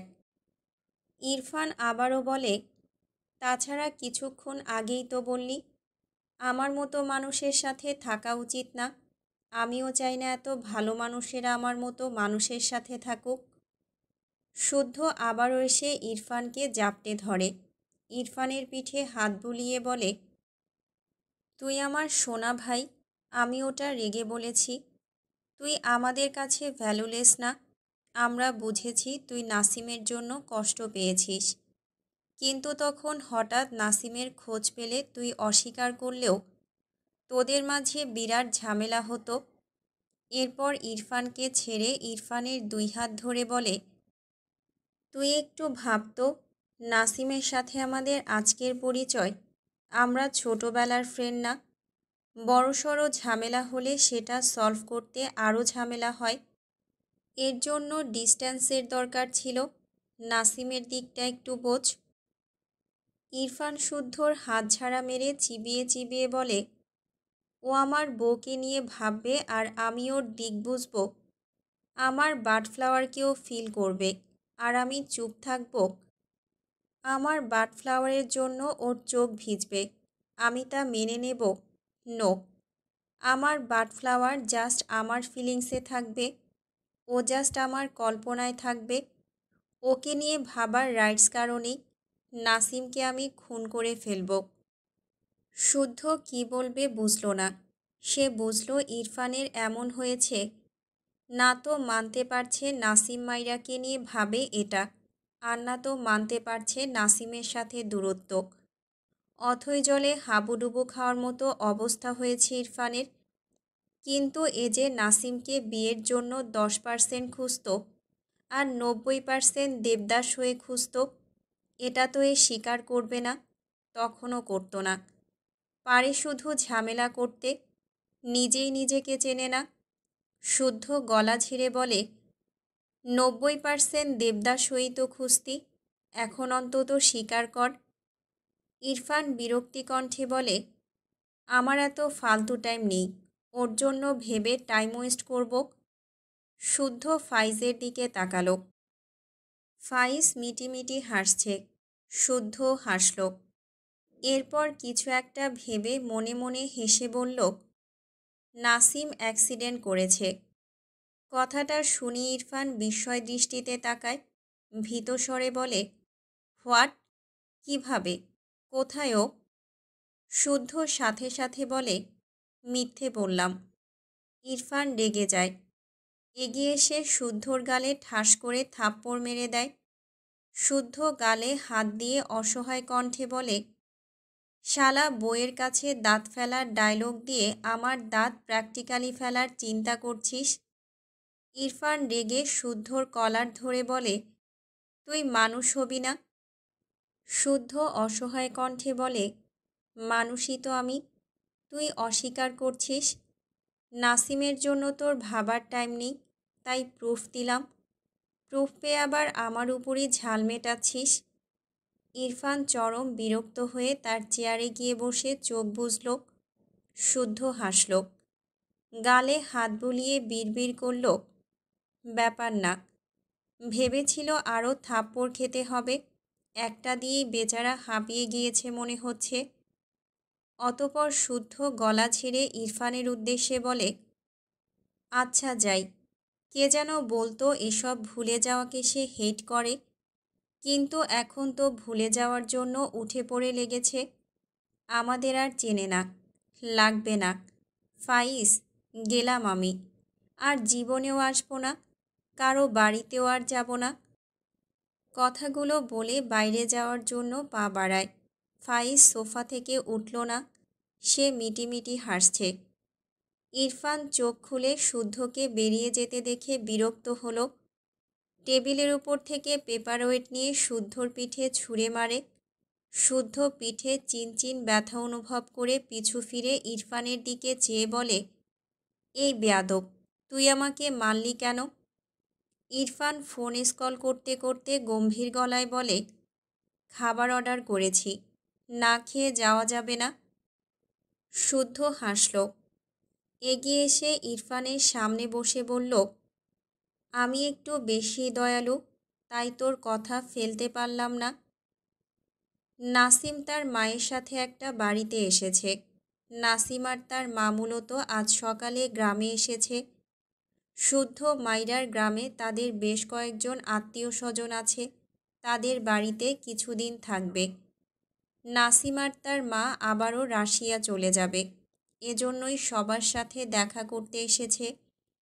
আপাতত নাসিম তার মায়ের সাথে যে বাড়িতে বসে আছে, এই বাড়িটা কার সে জানে না। তার মা শুধু বলল, তার পরিচিত সাথে তাকেও টেনে এনেছে। আশেপাশে তেমন কেউ নেই। দুজন মহিলা নাসিমের মায়ের সাথে কথা বলছে। নাসিমের ফোনে কল আসায় সে তার মাকে বলে একটু সাইডে গিয়ে কল রিসিভ করে। বিজনেস রিলেটেড কিছু। কিছুক্ষণ কথা বলে কল কেটে দেয়। এরপর আবারও তার মায়ের দিকে এগোতে নিলে সামনে একটা মেয়েকে দেখে দাঁড়িয়ে যায়। নাসিম ভ্রু কুঁচকে তাকায়। মেয়েটির বয়স 14 থেকে 15 বছর ঠেকল তার কাছে। মেয়েটি ফিসফিসিয়ে বলে, ভাইয়া, একটু বাইরে আসবেন? নাসিম অবাক হয়ে বলে, কেন, আর কে তুমি? মেয়েটি আবারও বলে, ভাইয়া প্লিজ একটু আসুন, আমার আপু আপনার সাথে কথা বলবে। তোমার আপুকে? আমি এখানে কাউকে চিনি না। মেয়েটি আবারও অনুরোধের সুরে বলে, ভাইয়া প্লিজ আসুন। নাসিম যদিও বিরক্ত হলো, তবে বাইরে বেরিয়ে এলো মেয়েটির পিছু পিছু। মেয়েটি নাসিমকে বাড়ির একটু পেছন দিকে দাঁড় করিয়ে কোথায় যেন দৌড়ে গেল। রাত তখন 9টা পেরিয়েছে। হঠাৎই পেছন থেকে মেয়ে কণ্ঠে একজনের সালাম ভেসে আসে, আসসালামু আলাইকুম ভাইয়া। নাসিম পিছু ফিরে তাকায়, সালামের উত্তর নেয়। অবাক হয় মেয়েটিকে দেখে। গ্রাম হওয়ায় আশেপাশে বেশ অন্ধকার, তবে কোথাও কোথাও আলোর ছিটে ফোঁটা আছে। সেখান থেকেই মেয়েটির মুখে আলো এসে পড়েছে। গোলগাল ফর্সা মেয়েটি। নাসিমের মনে হলো মেয়েটি অনেক কেঁদেছে। যে কেউ দেখলেই বুঝবে। মেয়েটি কেঁদে কেটে চোখ মুখ পুরো ফুলিয়ে ফেলেছে।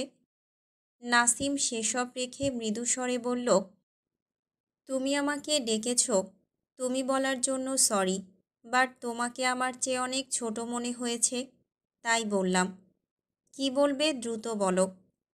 সামিয়া একবার নাসিমের দিকে তাকিয়েছিল, আবারও মাথা নিচু করে 2 হাত তুলে অনুনয়ের সুরে বলে, ভাইয়া প্লিজ, এই বিয়েটা ভেঙে দিন।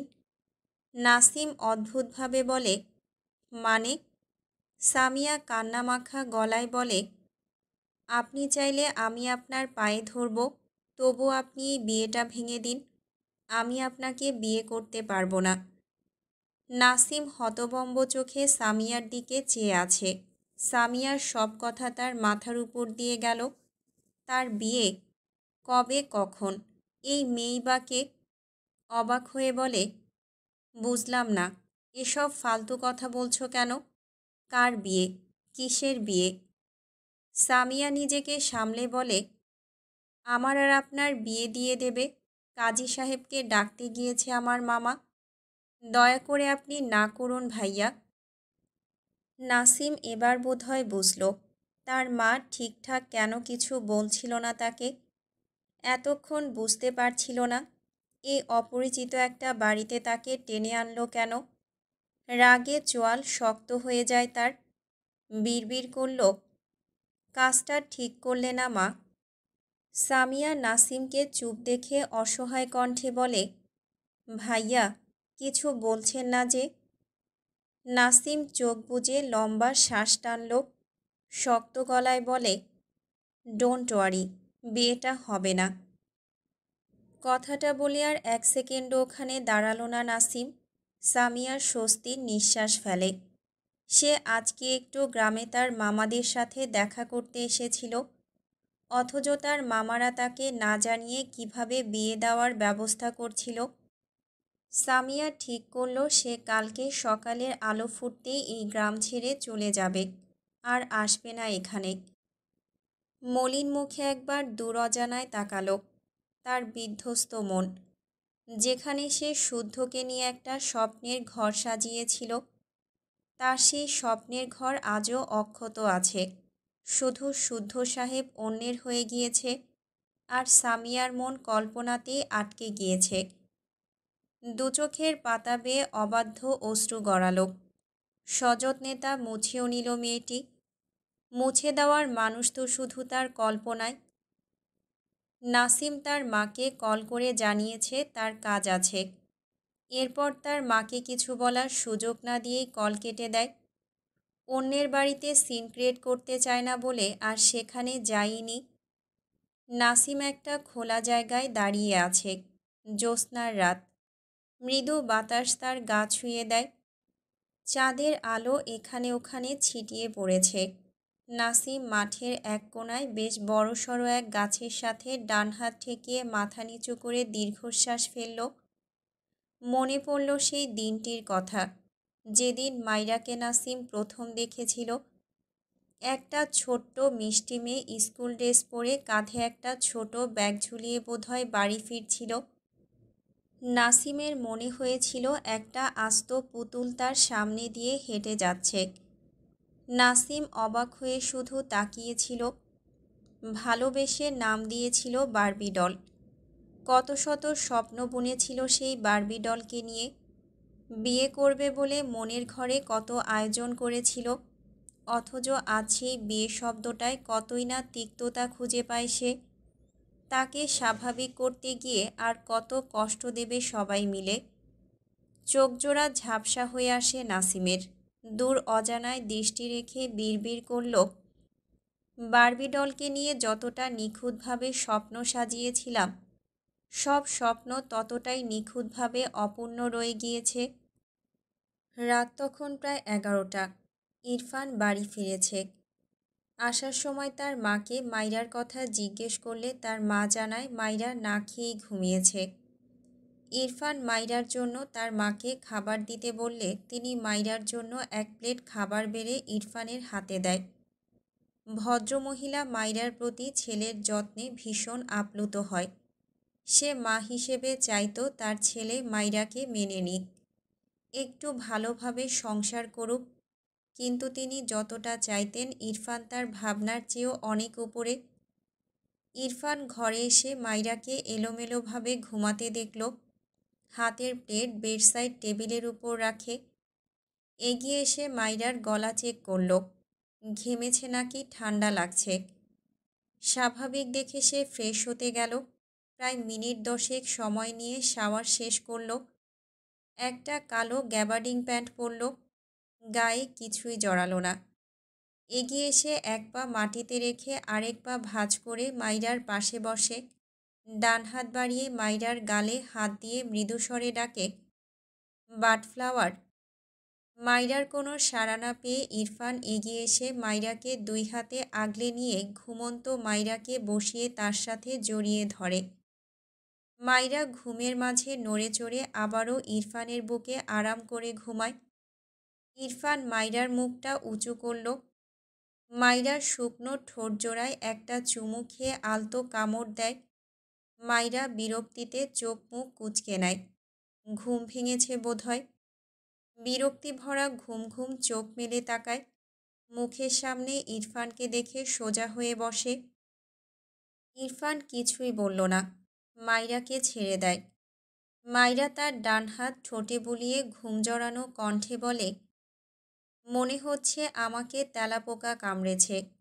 ইরফান ঠোঁট বাঁকিয়ে হাসল। অতঃপর মুখাব্যয় স্বাভাবিক করে মাইরার দিকে চেয়ে বলে, স্টুপিড, আমার এখানে তেলাপোকা কোথা থেকে আসবে? কথাটা বলে বেডসাইড টেবিলের উপর থেকে ভাতের প্লেট নেয়। মাইরা দুই হাতে চোখ ডলে ইরফানের দিকে একটু এগিয়ে যায়। এরপর তার দুই হাতে ইরফানের দুই গাল ধরে ইরফানের মুখ তার দিকে ফিরিয়ে বলে, আমি কি বলেছি ওটা আসল তেলাপোকা? ওটা হলো নকল তেলাপোকা। সে দেখতে মূলত ইংরেজদের সাদা বিলাইদের মতো, আর স্বভাব তেলাপোকাদের মতো কুটুস কুটুস করে কামড়ানো। ইরফান অদ্ভুতভাবে মাইরার দিকে তাকায়। মাইরা কথাগুলো বলে ইরফানের গাল ছেড়ে দেয়। এরপর ইরফানের বাহুতে কপাল ঠেকিয়ে মিটিমিটি হাসে। ইরফান মাইরার দিকে চেয়ে বলে, বাদরামি করলে পুরো বডিতে ট্যাটু বসানো স্টার্ট করব। মাইরা কিছুই বলল না। ইরফান ভাত মাখিয়ে মাইরার সামনে এক লোকমা ধরলে মাইরা অবাক হয়ে বলে, আপনি খাবেন না? ইরফান মাইরার মুখে খাবার তুলে দিয়ে ছোট করে বলে, শুদ্ধ আর ফাইজের সাথে খেয়েছি। মাইরা মুখের ভাত চিবোতে চিবোতে একটু মন খারাপ করে বলে, ও। ইরফান বাঁ হাতে মাইরাকে তার কোলে বসিয়ে দেয়। এরপর মুখ এগিয়ে নিয়ে মাইরার ঠোঁটজোড়া আঁকড়ে ধরে। মাইরা চোখ বড় বড় করে তাকায়, মানে সে খাচ্ছে। আর এই লোক কি শুরু করলো? ইরফান মাইরার মুখ থেকে একটা মাংস তার মুখে নিয়ে মাইরাকে ছেড়ে দেয়। মাইরা কপাল চাপড়ায়। এই লোকটা আসলেই এক নাম্বার পাগল। ইরফান মাইরার মুখ তার দিকে ফিরিয়ে মৃদুস্বরে বলে, সরি বউ, আর কখনো বাইরে খাবো না। মাইরা বিস্ময় দৃষ্টিতে তাকায় ইরফানের দিকে। মাইরা ইরফানের জন্যই না খেয়ে ঘুমিয়েছিল, ইরফানের সাথে খাবে বলে। ইরফান খেয়ে এসেছে শুনে একটু মন খারাপ হয়েছিল। ইরফান সব বুঝে গেল। মাইরা বলার মতো কিছুই পায় না। ইরফান ধীরে ধীরে মাইরাকে সবটুকু ভাত খাইয়ে দেয় নিজ হাতে। এরপর হাত ধুয়ে এসে মাইরার পাশে বসলে মাইরা এগিয়ে এসে ইরফানকে জড়িয়ে ধরে। ইরফান মৃদু হাসল। দুই হাতে মাইরাকে জড়িয়ে নেয়। মাইরা ইরফানের উদাম বুকে কয়েকবার নাক ঘষে। এরপর মাথা তুলে ইরফানের দিকে চেয়ে বলে, একটা কথা বলি। ইরফান ছোট করে বলে, বলো।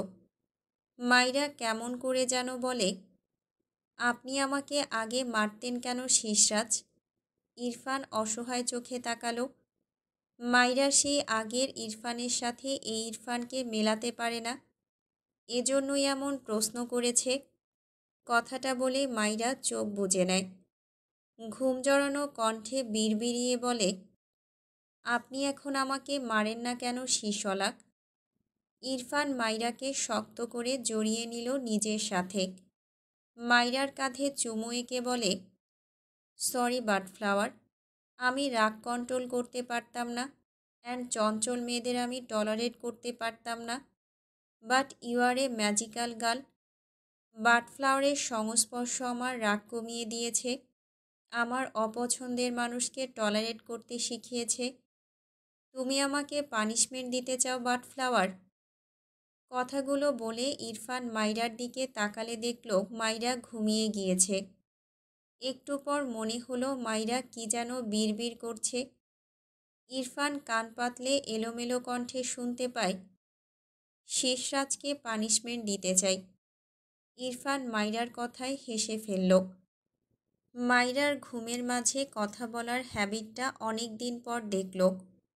মাইরার এই হ্যাবিটটা ইরফানের বেশ ভালো লাগে। মাইরাকে বুকে জড়িয়ে নিয়ে মৃদুস্বরে বলে, দিয়ে দেব পানিশমেন্ট। পরদিন সকাল সকাল সামিয়া তার মামার বাড়ি থেকে বেরিয়েছে। ঘড়িতে তখন 9:10। সামিয়া তার মামা মামিকে না বলেই বেরিয়ে এসেছে। অনেকটা পথ এসে তার মামিকে কল করে বলে দিয়েছে সে শহরে ফিরে যাচ্ছে। এখানে থেকে আর কোনো রিস্ক নিতে চায় না সে। বাস স্ট্যান্ডে গিয়ে টিকিট কেটে বাসে উঠে বসে সামিয়া। আর 15 মিনিট পর বাস ছাড়বে বলেছে। নাসিমকে সকাল সকাল তার মা বাড়ি থেকে বেরোতে দেখে তিনি এগিয়ে এসে বলেন, কোথায় যাচ্ছিস বাবা? নাসিম মায়ের কথায় দাঁড়িয়ে পড়ল। গতরাত থেকে তার মায়ের সাথে কথা বলেনি সে। প্রচণ্ড রেগে আছে তার মায়ের উপর। তাকে না জানিয়ে কি করে বিয়ের ব্যাপারে এতটা এগোতে পারল? তার মা কি জানে না তার সিচুয়েশন? আবারও মায়ের ডাকে নাসিম পিছু ফিরে তাকালো। তুই কি আমার উপর রাগ করেছিস বাবা? আমার কি ইচ্ছে করে না ছেলের বউ ঘরে আনতে? কেন এমন জেদ করছিস বলতো? কোথায় যাচ্ছিস না খেয়ে? নাসিম শক্ত গলায় বলে, বিষ আনতে যাচ্ছি। খাবারে মিশিয়ে খাইয়ে দিও, তাহলে আর আফসোস হবে না ছেলের বউয়ের জন্য। কারণ আমি তো বেঁচেই থাকবো না। মুহূর্তে নাসিমের মায়ের চোখ জোড়া ভরে ওঠে। ভারী গলায় ডাকে, নাসিম। নাসিম চোখ বুজল। রাগ সংবরণ করে মৃদুস্বরে বলে, সরি মা। একটু থেমে আবারও বলে, বিয়ে শব্দটা আমার সামনে উচ্চারণ করে পুরনো ঘাড় তাজা করে দিও না মা, প্লিজ। কথাটা বলে হনহন করে বেরিয়ে যায় বাড়ি থেকে। নাসিমের মায়ের চোখ থেকে এক ফোঁটা পানি গড়িয়ে পড়ে। তার ছেলের জীবন কি আর গোছানো হবে না? নাসিম গ্রামের বাড়ি থেকে বেরিয়ে বাস স্ট্যান্ডে এসেছে। তার অফিসের লোককে কল করে জানিয়েছে তার মাকে যেন গ্রাম থেকে নিয়ে যায়। সে বাসেই যাবে। বাসে যাওয়া আসার অভ্যেস নাসিমের আগে থেকেই আছে। মাঝে মাঝে গাড়ি ছাড়া এভাবেও ভালো লাগে। বাসের সামনে দাঁড়িয়ে সেদিনের কথা মনে পড়ল, যেদিন সে মাইরার পাশের সিটে বসায় মাইরা চেঁচিয়ে উঠেছিল। এরপর সে সিট এক্সচেঞ্জ করেছিল। কথাগুলো ভেবে দীর্ঘশ্বাস ফেলল। সে মাইরার দিক থেকে কখনো কোনো সাইন পায়নি, তবে সে সব সময় মাইরাকে নিয়ে ভাবত, সবটা সময়। কিন্তু তখন জানত না মাইরা তারই বন্ধুর ভালোবাসার সাথে বউ। ভাবনাগুলো চেপে বাসে উঠে পড়ল। এগিয়ে গিয়ে সিট নম্বর অনুযায়ী একটা ফাঁকা সিটে নাসিম বসে পড়ে। কেউ পাশে বসায় সামিয়া চোখ মেলে পাশে তাকিয়ে নাসিমকে দেখে অবাক হয়ে বলে, আপনি এখানে বসেছেন কেন? নাসিম বাম দিকে সামান্য ঘাড় বাঁকিয়ে বলে, এটা আমার। সামিয়াকে দেখে থেমে যায়। আরে, এটা সেই মেয়ে না যে গতরাতে তার কাছে এসে বিয়ে ভাঙতে বলেছিল? হ্যাঁ, সেই মেয়েই তো। কিছুই বলল না। সোজা হয়ে বসে গলা ছেড়ে বলল, এটা আমার সিট। সামিয়া কিছুই বলল না। জানালার দিকে আরেকটু চেপে বসল। নাসিম ব্যাপারটা বুঝতে পেরে সেও ডান দিকে একটু সরে বসল। ডান পা খানিকটা বেরিয়ে আছে। এভাবেই থাকলো নাসিম। সামিয়া যদিও আর চোখে দেখেছে, কিন্তু কিছুই বলল না। মনে মনে বেশ বিরক্ত হলো। দুনিয়ায় আর মানুষ ছিল না। এই লোককেই এখানে বসতে হলো। তার চেয়েও বড় কথা, কোনো মেয়ে ছিল না। অসহ্য লাগলো সামিয়ার। কিছু বলতেও পারছে না, সইতেও পারছে না। কয়েক সেকেন্ডের মাঝেই বাস ছেড়ে দেয়। সামিয়া জড়সড় হয়ে বসেছে। জানালা খুলে রাখায় মৃদু হাওয়া জানালার ফাঁক দিয়ে ভেতরে এসে সামিয়া নাসিমের গা ছুঁয়ে দেয়। বাস চলতে থাকে। সামিয়ার দৃষ্টি সারিবদ্ধভাবে দাঁড়িয়ে থাকা গাছগুলোর পানে, যা আপাত দৃষ্টিতে চলমান মনে হচ্ছে। বেশ কিছুক্ষণ সময় পেরিয়ে যায়। সামিয়া আর চোখে নাসিমের দিকে তাকালে দেখল, নাসিম সিটে মাথা এলিয়ে চোখ বুজে আছে। দৃষ্টি ফিরিয়ে নিয়ে আবারও দৃষ্টি বাইরে নিবদ্ধ করে। রাতে ঠিক করে ঘুম না হওয়ায় সামিয়ার চোখে ঘুম ধরা দেয়। অনিচ্ছা সত্ত্বেও কিছুক্ষণের মাঝেই সামিয়া ঘুমিয়ে যায়। এদিকে নাসিমেরও একই অবস্থা। কখন ঘুমিয়েছে বুঝতেই পারেনি। হঠাৎই বাসের ঝাঁকুনিতে নাসিম সামিয়া দুজনের মাথা একসাথে ধাক্কা লাগে। ধাক্কাটা বেশ জোরেই লেগেছে। সামিয়া নাসিম দুজনের কাঁচা ঘুম ভেঙে যায়। ঘুমো ঘুমো চোখ মেলে তাকালে দুজনের চোখাচোখি হয়। ব্যাপারটা কি হয়েছে কেউই ঠিক করে বুঝতে পারছে না। যখন বুঝলো দুজনের মাথা একসাথে ঠেকিয়ে আছে, নাসিম দ্রুত সোজা হয়ে বসে। সামিয়া নিজেও সোজা হয়ে ডান হাতে মাথার ডান পাশ ডলে। অনেক ব্যথা পেয়েছে বেচারি। নাসিম আর চোখে দেখল সামিয়া মাথা ডলছে। সে গলা ঝেড়ে বলে, সরি। সামিয়া মৃদু স্বরে বলে, আমিও সরি। নাসিম আর কিছুই বলল না। সামিয়া বাম দিকে সিটে মাথা এলিয়ে রেখে চোখ বুজল। প্রায় ঘণ্টাখানেক সময় পেরিয়ে যায়। নাসিম ঘুমায়নি। হেলান দিয়ে চোখ বুজে রেখেছে। সামিয়া বোধহয় ঘুমিয়েছে। রাস্তার মোড় ঘুরতে গিয়ে সামিয়া ঘুমের ঘোরে এবার নাসিমের সাথে জোরে সোরে এক ধাক্কা খায়। বেচারির ঘুম তো ভেঙেছেই, সাথে নাসিমের অদ্ভুত দৃষ্টি দেখে মেয়েটা লজ্জায় নুয়ে পড়ে।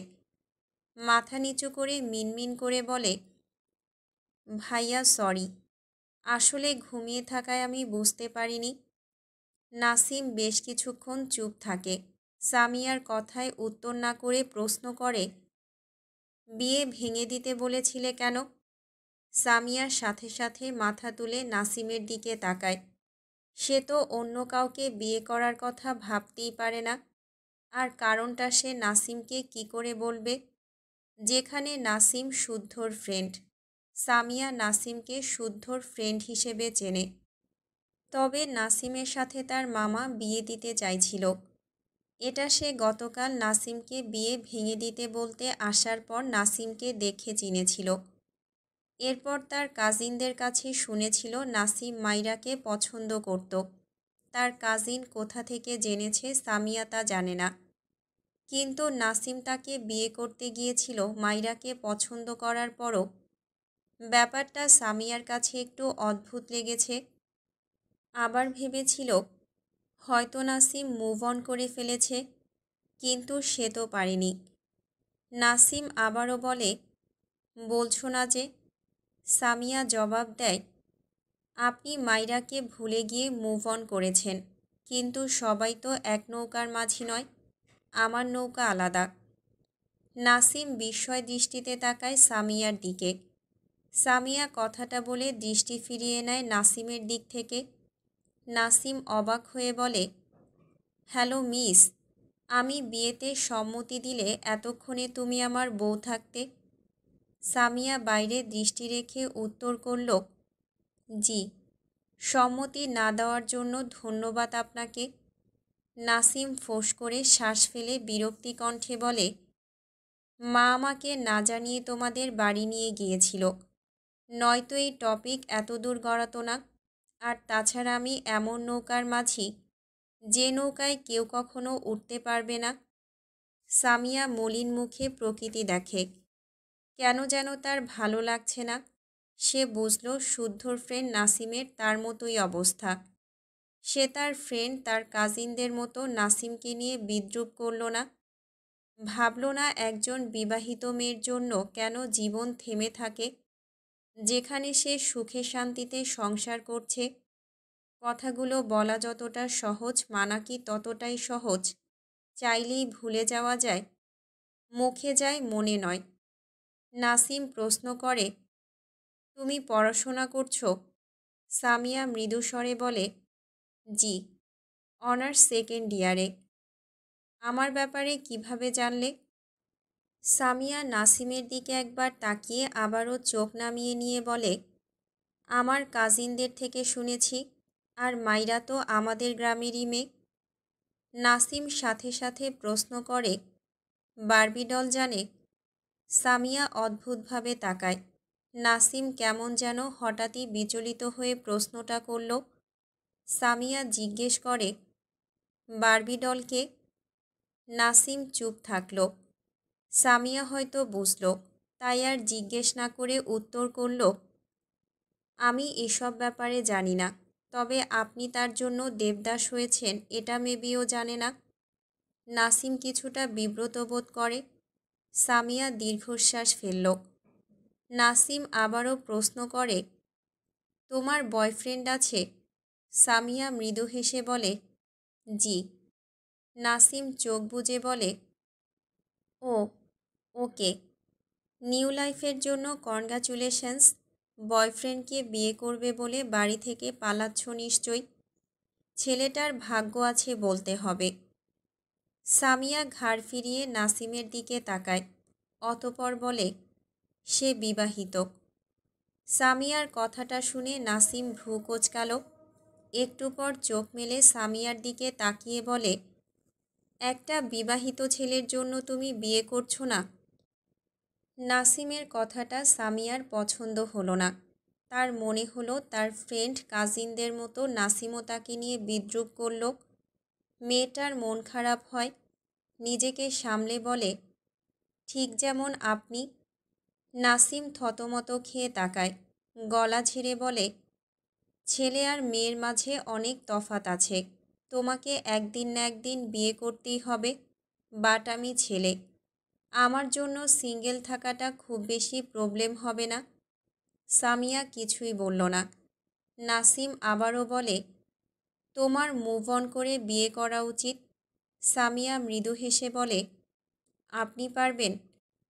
নাসিমের মুখ আগের চেয়েও মলিন হলো। বিয়ে শব্দটার সাথে বারবি ডলের একটা কানেকশন ছিল তার লাইফে, আর এখন বিয়ের সাথে বিষের কানেকশন পায়। বিয়েটা হয়তো আর সম্ভব নয় তার দ্বারা। বাস কাঙ্ক্ষিত জায়গায় এসে দাঁড় করালে নাসিম দীর্ঘশ্বাস ফেলে সিট থেকে উঠে দাঁড়ায়। দ্রুত পায়ে বাস থেকে নেমে যায়। সামিয়া বেশ কিছুক্ষণ বসে থাকল। একে একে সবাই নেমে গেলে সামিয়া আস্তে ধীরে বাস থেকে নেমে যায়। মাইরা কলেজ শেষে কলেজ থেকে বাইরে বেরিয়ে আসে। এক সাইডে দাঁড়িয়ে ইরফানের অপেক্ষা করে। আজ মিলা কলেজে আসেনি বলে মাইরার মুড অফ। পরিচিত কাউকে দেখে মাইরা সামনের দিকে এগিয়ে যায়। পেছন থেকে মেয়েটির কাঁধে হাত রেখে বলে, সামিয়া আপু, কেমন আছো? সামিয়া মাইরার ডাকে পিছু ফিরে তাকায়। সে এখানে টিউশন পড়াতে এসেছে। আজ সকাল সকাল গ্রাম থেকে এসে জমানো কাজগুলো করে ঘুমিয়ে গিয়েছিল। লেট করে ঘুম থেকে ওঠায় তাড়াহুড়োয় খুচরো টাকা নেয়নি। দুটো 500 টাকার নোট নিয়ে বেরিয়েছে। এখন রিকশা এসে বেকায়দায় পড়েছে। অতঃপর মাইরার উদ্দেশ্যে বলে, মাইরা, তোমার কাছে খুচরো 40 টাকা হবে বোন? মাইরা অসহায় কণ্ঠে বলে, না আপু, আমার কাছে 500 টাকার নোট আছে হয়তো, এটা চলবে না। 500 টাকা তো আমার কাছেও আছে, এটা হবে না। রিকশাওয়ালা দাঁড়িয়ে আছে। আচ্ছা, আমি আশেপাশে দোকান পাই কিনা দেখি। মাইরা মাথা নেড়ে বলে, আচ্ছা আপু। মাইরা এক সাইডে গিয়ে দাঁড়িয়ে আবারও ইরফানের জন্য অপেক্ষা করে। সামিয়া আশেপাশে বেশ কয়েকটা দোকানে খুচরা চায়, কিন্তু সবার একই উত্তর, খুচরা নেই। সামিয়া হতাশার নিঃশ্বাস ফেলে। কি করবে এখন? এই 500 টাকা দিয়ে দেবে? সে কত হিসেব করে দিন চালায়। 50 টাকাও কত সেভ করে, সেখানে পুরো 500 টাকা গচ্চা যাবে। ভাবনার মাঝেই কিছুটা দূরে নাসিমকে দাঁড়িয়ে থাকতে দেখল। সামিয়া ভাবনা রেখে দ্রুত পায়ে নাসিমের দিকে এগিয়ে গিয়ে বলে, ভাইয়া, আমাকে 40 টাকা ধার দিতে পারবেন? নাসিম ফোনে কথা বলছিল। পরিচিত কণ্ঠ পেয়ে পিছু ফিরে তাকালে সামিয়াকে দেখে অবাক হয়। আরও বেশি অবাক হয় তার কাছে 40 টাকা চাওয়ায়। ফোনে কথা বলা শেষে মৃদু স্বরে বলে, বুঝলাম না। সামিয়া হাত দিয়ে দাঁড় করিয়ে রাখা রিকশাওয়ালাকে দেখিয়ে বলে, তার কাছে খুচরা না থাকায় ভাড়া দিতে পারছি না। নাসিম কিছুই বলল না। এগিয়ে গিয়ে তার ওয়ালেট থেকে 40 টাকা বের করে রিকশাওয়ালাকে ভাড়া মিটিয়ে দেয়। সামিয়া নাসিমের পাশে দাঁড়িয়ে ছোট করে বলে, ধন্যবাদ। এরপর নাসিমের দিকে তার হাতে থাকা 500 টাকা বাড়িয়ে দিয়ে বলে, আপনি এখান থেকে 40 টাকা নিয়ে বাকিটা আমাকে ফেরত দিন। নাসিম তার ওয়ালেট পকেটে রাখতে রাখতে সামিয়ার দিকে ভ্রু কুঁচকে তাকায়। মৃদু স্বরে বলে, লাগবে না। সামিয়া মাথা নেড়ে বলে, না না, এমন করবেন না, আমি ঋণী হয়ে যাব আপনার কাছে। নাসিম হাতঘড়িতে একবার সময় দেখল। সে অফিসের একটা কাজে এখানে এসেছিল। কাজটা করে দ্রুতই ফিরতে হবে। আগামীকাল ফ্লাইট। কিছু একটা ভেবে সামিয়ার দিকে তাকিয়ে মৃদু স্বরে বলে, আমি কাউকে হেল্প করলে সেটা ফেরত নেই না। একটু থেমে আবারও বলে, আমার মনে হয় আমরা একই নৌকার মাঝি। এটা সকালেই প্রুভ হয়েছে। সেই হিসেবে ধরে now we are just friend, তাই হেল্প নর্মাল। এটুকু বলতেই নাসিমের ফোনে আবারও কল আসলে সে এক্সকিউজ মি বলে সামিয়ার পাশ কাটিয়ে চলে যায়। সামিয়া হাতের টাকা তার ব্যাগে রেখে উল্টো ঘুরতে গিয়েও ঘুরল না। পরিচিত কেউ দৃষ্টিতে আটকে গিয়েছে। শুধু পরিচিত না, ভীষণ পরিচিত। মনের ঘরে বাস করা সাহেব। শুদ্ধ ফারার হাত ধরে সামনের দিকে এগিয়ে যাচ্ছে। ফারার চোখে মুখে ক্লান্তি। ভার্সিটির ক্লাস করে মেয়েটা ক্লান্ত হয়ে গিয়েছে। শুদ্ধ বাঁ হাতে ফারাকে নিজের সাথে জড়িয়ে নিয়ে মৃদুস্বরে বলে, খারাপ লাগছে পাখি? ফারা শুদ্ধর দিকে তাকিয়ে বলে, লাগছে, কিন্তু আইসক্রিম খেতে পারলে সব ক্লান্তি দূর হবে। শুদ্ধ চারপাশে ঘাড় বাঁকিয়ে বলে, তোমাকে স্পেশাল আইসক্রিম খাওয়াতে না পারায় আমার মনটা পুড়ে যাচ্ছে গো পাখি। ফারা ভ্রু কুঁচকে বলে, তোমার স্পেশাল আইসক্রিম তুমিই খাও, আমি নর্মাল আইসক্রিমই খাবো। শুদ্ধ আফসোসের সুরে বলে, না না, এসব কি বলো? বৌমানি স্পেশাল। স্পেশাল বউকে নর্মাল আইসক্রিম খাওয়ানো যায়, কিন্তু এসব স্পেশাল আইসক্রিম যেখানে সেখানে পাওয়া যায় না, বুঝলে পাখি, পার্কে বেশি পাওয়া যায়। ফারা ভ্রু কুঁচকে বলে, মানে? শুদ্ধ মিটিমিটি হেসে বলে, পাখি তো পার্কেই বেশি থাকে মেবি। স্পেশাল আইসক্রিম পাখির পেছন ছাড়া পাওয়া যায় না, বোঝো নাই পাখি। ফারা চোখ মুখ কুঁচকে নেয়। শুদ্ধর বাহুতে কয়েকটা থাপ্পড় মেরে বলে, ছি, তুমি জীবনেও ভালো হবে না। আমার আইসক্রিম খাওয়ার মুডটাই নষ্ট করে দিলে, খাবই না আর। কথাটা বলে ধূপধাপ পা ফেলে দাঁড় করিয়ে রাখা গাড়ির দিকে এগিয়ে গেল ফারা। শুদ্ধ হাসল, কিছুই বলল না। দোকান থেকে দুটো আইসক্রিম কিনে ফারার পিছু যায়। ফারা গাড়িতে উঠে বসেছে। শুদ্ধ গাড়ির জানালা দিয়ে ফারার সামনে আইসক্রিম বাড়িয়ে দিলে ফারা রেগে বলে, এগুলো নিয়ে যাবে তুমি? খাওয়ার রুচি নষ্ট করে দিয়ে এখন বমি করাতে চাইছো? শুদ্ধ ইনোসেন্ট ফেস বানিয়ে বলে, ভালোবাসি তো। নর্মাল আইসক্রিম চাইলে নর্মাল আইসক্রিম এনে দিলাম, নাও পাখি, খেয়ে নাও বউ। ফারা আইসক্রিম দুটো নিয়ে গাড়ির ড্যাশবোর্ডের উপর ঠাস করে রেখে বলে, তুমি কিনেছ, তুমিই খাবে, আমার মুখের খাবার কেড়ে নেওয়াই তোমার কাজ। শুদ্ধ ড্রাইভিং সিটে বসে গাড়ি স্টার্ট দিয়ে মিটিমিটি হেসে বলে, স্পেশাল আইসক্রিম না খাওয়ানোর আফসোসে বউটা এত রাগ করছে, কি যে করি। ফারা রেগে তাকায় শুদ্ধর দিকে। শুদ্ধ আর চোখে ফারাকে দেখে বলে, রাস্তাঘাটে এভাবে খেয়ে ফেলা চোখে দেখলে প্রবলেম হয় পাখি, বেডরুমে গিয়ে আমাকে খাবে, কেমন? ফারা দাঁত কটমট করে তাকিয়ে রইল শুদ্ধর দিকে। তার নিজেকেই দুটো থাপ্পড় দিতে ইচ্ছে করছে। শুদ্ধ গাড়ির গ্লাস দুটো তুলে দিয়ে এগিয়ে এসে ফারার ঠোঁট জোড়ায় কয়েকটা শুকনো চুমু খেয়ে গালে গাল ঘষে মৃদুস্বরে বলে, এভাবে তাকালে ফারা পাখিকে আগুন সুন্দরী লাগে, আমার সত্যিই প্রবলেম হয় পাখি। শুদ্ধর কথা বলার ধরনে ফারা লজ্জা পায়। শুদ্ধ মৃদু হাসল, আর কিছুই বলল না। সোজা হয়ে বসে গাড়ি স্টার্ট দেয়। সামিয়া ভেজা চোখে শুদ্ধ আর ফারাকে পুরোটা সময় দেখল। গাড়ির ভেতর ওঠার পর আর দেখতে পায়নি। ওই আবদ্ধ গাড়িতেই দৃষ্টি নিবদ্ধ করে রেখেছিল। শুদ্ধর বাড়ি থেকে বেরিয়ে আসার পর আজ প্রায় 1 বছরের মাথায় শুদ্ধকে অনাকাঙ্ক্ষিতভাবে দেখতে পেল। তা আবার সেই মেয়েটার সাথে, যে শুদ্ধর বউ। তার খারাপ লাগা শোভা পায় না, কিন্তু মন কি মানে? ভাবনার মাঝেই কখন যে রাস্তার অনেকটা মাঝখানে চলে এসেছে, মেয়েটা বুঝতেই পারেনি। পেছন থেকে মনে হলো মাইরার চিৎকার শুনতে পায়, সামিয়া আপু। বাকিটুকু আর শুনতেই পায় না, যেন ডাকটুকু থেমে গেল। সামিয়ার চোখ দুটো স্থির হয়ে গেল।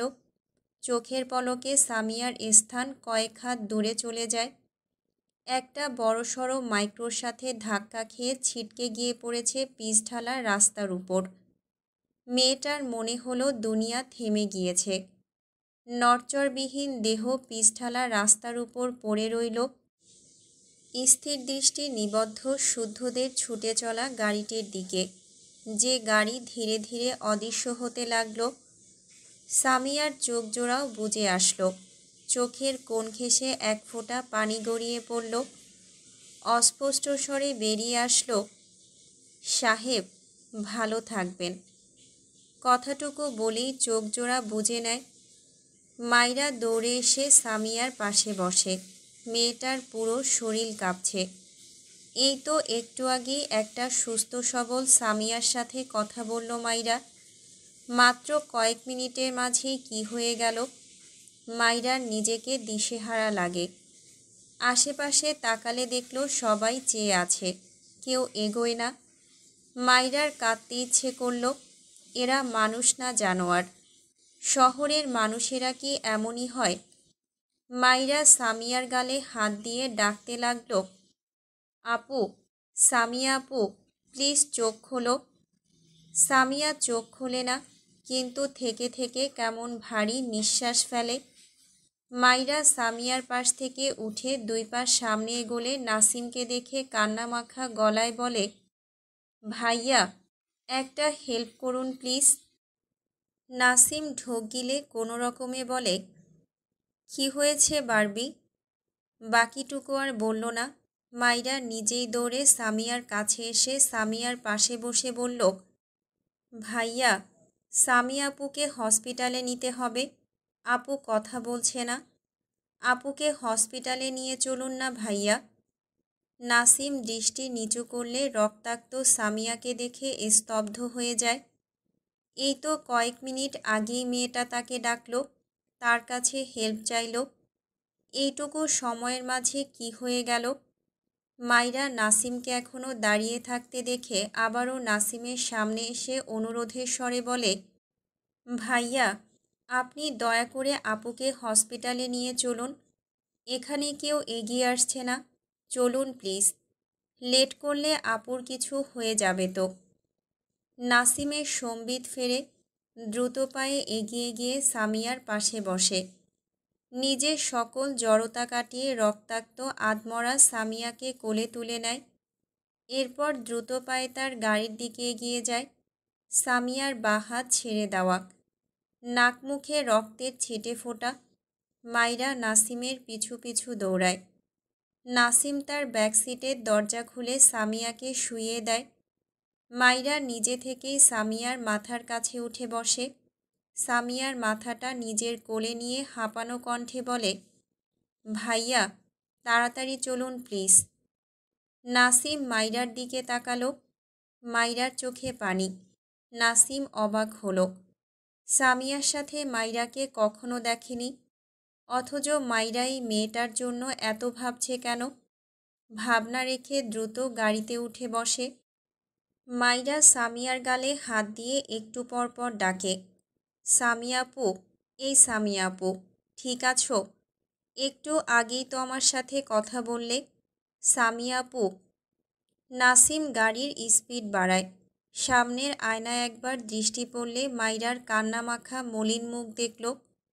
মাইরার কণ্ঠ কানে বাড়ি খায়, সামিয়া আপু, ও সামিয়া আপু। নাসিম বিড়বিড় করে উচ্চারণ করে, সামিয়া। এরপর মৃদু স্বরে বলে, মেয়েটি কে? মাইরা সামিয়ার দিকে চেয়েই বলল, এটা তো সামিয়া আপু, আপনার বন্ধু শুদ্ধ ভাইয়ের সাথে বিয়ে ঠিক হয়েছিল। আপনি চেনেন না আপুকে? কথাটা বলে মাইরা আবারও সামিয়াকে ডাকে। নাসিমের চোখে মুখে আরও বিস্ময় ভর করে। শুদ্ধর সাথে এই মেয়ের বিয়ে ঠিক হয়েছিল, আর মেয়েটি? নাসিম আর ভাবতে পারল না। হসপিটালে এসে সামিয়াকে ওটিতে নিতে হয়। মেয়েটির অবস্থা গুরুতর। মাইরার টেনশনে মাথা কাজ করছে না। হঠাৎই মনে পড়ল ইরফান তাকে কলেজে নিতে এসে খুঁজে পাবে না। তাকে না খুঁজে পেয়ে ইরফানের অবস্থা কি হবে? কি করবে এখন? কিছুটা দূরে নাসিমকে দেখে মাইরা এগিয়ে গেল সেদিকে।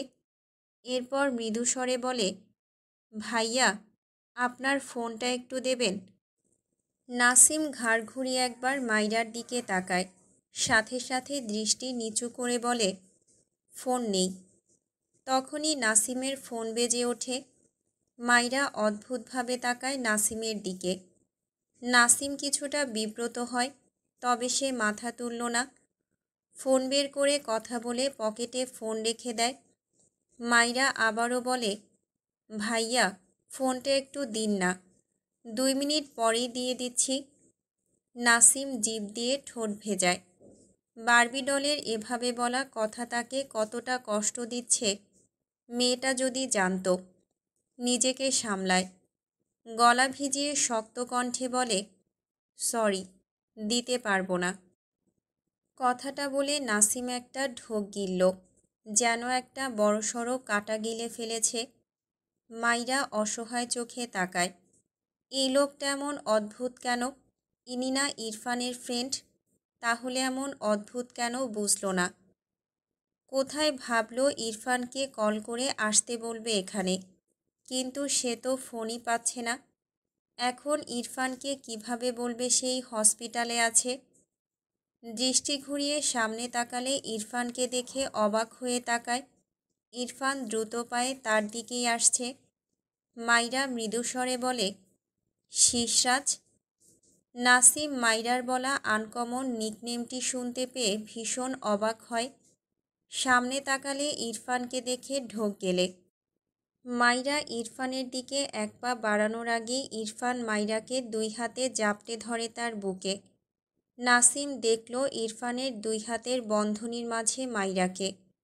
দ্রুত চোখ সরিয়ে নিয়ে কয়েক পা বাম দিকে সরে দূরে গিয়ে দাঁড়ায়।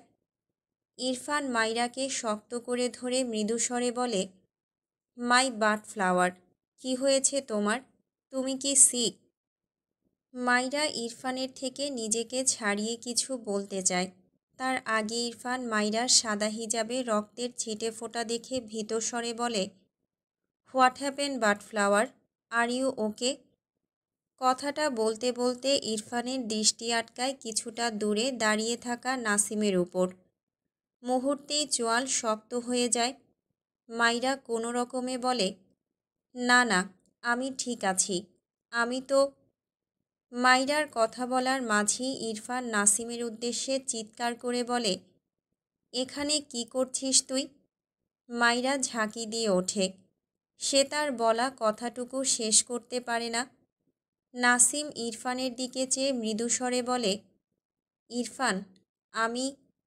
ইরফান চিবিয়ে চিবিয়ে বলে, তোকে আমি খুন করব নাসিম। নাসিম ঢোক গিলল। মাইরা একবার ইরফানের দিকে তাকায়, আরেকবার নাসিমের দিকে। ইরফান মাইরার দিকে জ্বলন্ত চোখে তাকায়। মাইরা ইরফানের দৃষ্টিতে ভয় পায়। ইরফান মাইরার হাত শক্ত করে ধরল। মাইরা হাতে ব্যথা পায়। বাঁ হাতে ইরফানের হাত ছাড়াতে চায়, তবে পারে না। ইরফান হাতের বাঁধন আরও শক্ত করল। দ্রুত পায়ে হসপিটাল থেকে বেরিয়ে যাওয়ার জন্য পা বাড়ায়। মাইরা ইরফানের পায়ের সাথে তাল মেলাতে পারে না। পেছন থেকে নাসিম অসহায় চোখে তাকায়। সে জানত মাইরা তার ফোন থেকে ইরফানকে কল করলে ইরফান তাকে যাই বলুক, মাইরাকে রেগে কি না কি বলবে। ইরফানের রাগ মাইরার জন্য তার ভয় লাগে। প্রথম প্রথম মাইরাকে কত মারত, আজ আবার মারবে না তো? তার জন্য বারবি ডল আবারও মার খাবে? নাসিম জড়তা নিয়ে বলে, ইরফান, ওকে কিছু বলিস না, আমি। ইরফান সাথে সাথে পিছু ফেরে, ভস্ম করে দেওয়া চোখে তাকায় নাসিমের দিকে। ইরফানের দৃষ্টিতে নাসিম থেমে যায়। ইরফান ডান হাত মুষ্টিবদ্ধ করে শক্ত গলায় বলে, আমার ধৈর্যের পরীক্ষা নিস না নাসিম। নাসিম মাথা নিচু করে নেয়। মাইরা কিছুই বুঝতে পারছে না, সব তার মাথার উপর দিয়ে যাচ্ছে। ইরফান মাইরার হাত টেনে এগিয়ে গিয়ে হসপিটাল থেকে বেরিয়ে যায়। নাসিমের দৃষ্টিতে অসহায়ত্ব। ইরফান মাইরাকে নিয়ে তার গাড়ির সামনে দাঁড়ায়। গাড়ির দরজা খুলে দিলে মাইরা ইরফানের দিকে তাকায়। মিনমিন করে বলে, আপনার কি হয়েছে? ইরফান ডান হাত তুলে মাইরার গাল চেপে ধরতে গিয়েও আলগা করে ফেলে হাত। দাঁতে দাঁত চেপে বলে, ইউ নো বাট ফ্লাওয়ার, আমার ইচ্ছে করছে তোমাকে এক্ষুনি খুন করে ফেলি, but I can't, because you are my. Irfan বলার আগেই মাইরা বলে ওঠে, হার্ট। ইরফান শীতল দৃষ্টিতে তাকায় মাইরার দিকে। মাইরা ইরফানের দিকে চেয়ে মৃদু স্বরে বলে, আপনি রাগ করছেন কেন শিশলা? ইরফান মৃদু স্বরে বলে, গাড়িতে বসো। মাইরা ঢোক গিলে বলে, আপনাদের দুই বন্ধুর মাঝে কি আমাকে নিয়ে ঝামেলা হয়? ইরফান শক্ত কণ্ঠে বলে, থাপ্পড় খেতে চাইছো? রাগিও না আমায়, ফার্স্ট বসো। মাইরা এসব ভাবনা রেখে বলে, আপনি। ইরফান মাইরাকে ঠেলে সিটে বসিয়ে দেয়। এরপর গাড়ির দরজা শব্দ করে লাগিয়ে ড্রাইভিং সিটে গিয়ে বসে। সময় নষ্ট না করে গাড়ি স্টার্ট দেয়। মাইরা দ্রুত ইরফানের দিকে এগিয়ে গিয়ে বলে, কোথায় যাচ্ছেন শিশলা? যাবেন না? আমার কথাটা একটু শুনুন। ইরফান চোয়াল শক্ত করে নেয়। গাড়ির ব্রেক কষে বাঁ হাতে মাইরাকে টেনে তার কোলে বসায়।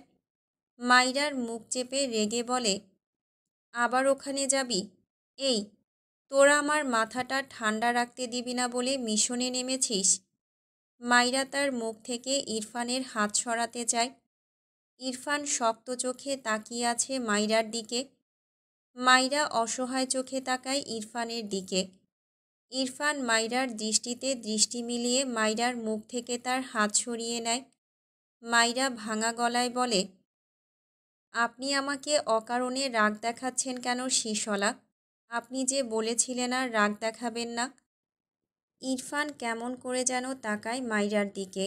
একটু পর ইরফান মাইরাকে দুই হাতে শক্ত করে জড়িয়ে নেয় নিজের সাথে। মৃদু স্বরে বলে, সরি, তোমার বডিতে এসব কিসের ব্লাড বাট ফ্লাওয়ার? অ্যান্ড এখানে কেন এসেছ? আর নাসিম? একটু বলে থেমে যায় ইরফান। নাসিমের কথা ভাবতেই প্রচণ্ড রাগ উঠছে তার। সে বারবার মাইরার দিকে তাকিয়ে রাগ নেভাচ্ছে যেমন, তেমনি নাসিম মাইরার আশেপাশে ছিল ভাবতেই ঠান্ডা মেজাজ গরম হয়ে যাচ্ছে। রাগ থেকেই মাইরাকে গায়ের সর্বশক্তি দিয়ে নিজের সাথে চেপে ধরে। মাইরা চোখ বুঝল, ইরফানও বুঝল, কিন্তু কিছুই বলল না। ডান হাত ইরফানের পিঠে রেখে মৃদুস্বরে মাইরা বলল, আপনি জানেন শুদ্ধ ভাইয়ার সাথে যার বিয়ে ঠিক হয়েছিল সে অ্যাক্সিডেন্ট করেছে। ওই আপুটার অবস্থা একটু ভালো নয় শিশলা। মাইরার কথা শুনে ইরফান মাইরাকে ছেড়ে দেয়। অবাক হয়ে তাকায় মাইরার দিকে। মাইরার চোখ জোড়া ভেজা। ভাঙা গলায় বলে, সামিয়া আপুর ওখানে নিয়ে যাবেন শিশলা? নিয়ে চলুন না। ইরফান ছোট করে বলে, পরে নিয়ে আসবো। কথাটা বলে গাড়ি স্টার্ট দেয়।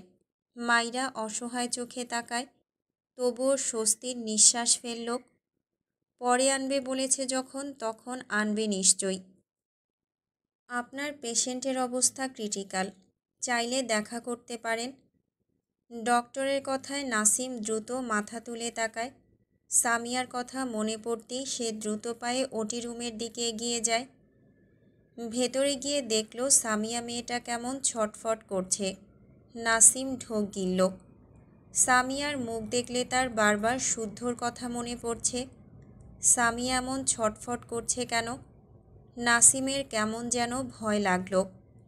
সামিয়া তার লালিত চোখ জোড়া মেলে নাসিমের দিকে চেয়ে কিছু বলতে চাইছে যেন।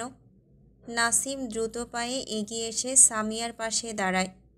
সামিয়া বহু কষ্টে আদো আদো স্বরে বলে, ভাইয়া, আপনার ঋণ। এইটুকু বলেই থেমে যায়। নিঃশ্বাস নিতে পারছে না মেয়েটা। নাসিম বোধহয় বুঝেছে সামিয়ার কথা। তার ভীষণ খারাপ লাগছে এই মিষ্টি মেয়েটার এমন অবস্থা দেখে। নাসিম মৃদু স্বরে বলে, আমি তো তোমাকে বলেছি, অ্যাজ এ ফ্রেন্ড আমি তোমাকে হেল্প করেছি। তোমার কি কষ্ট হচ্ছে? কথাটা বলে নাসিম খেয়াল করল সামিয়া হঠাৎই কেমন স্থির হয়ে যায়। নাসিম ভ্রু কোঁচকাল। ডক্টরের দিকে তাকিয়ে বলে, ওকে কি কোনো ইঞ্জেকশন দিয়েছেন? ও শান্ত হয়ে গেল যে। আপনারা ওর ট্রিটমেন্ট করান প্লিজ। টাকা নিয়ে চিন্তা করবেন না, কেমন? ডক্টর সামিয়ার মুখের উপর কাপড় টেনে দিয়ে ব্যথিত স্বরে বলে, শি ইজ ডেড। কথাটা শুনতেই নাসিম বিস্ময় দৃষ্টিতে তাকায় ডক্টরের দিকে। দৃষ্টি ঘুরিয়ে সামিয়ার উপর টানা সাদা কাপড়টির উপর নজর বুলায়। তার চোখের সামনে ভেসে উঠল সামিয়া বেশ কিছুক্ষণ আগে তার সামনে 500 টাকার নোট বাড়িয়ে দিয়ে হেল্প চেয়েছিল, অথচ সেই মেয়েটার নিঃশ্বাস নিচ্ছে না।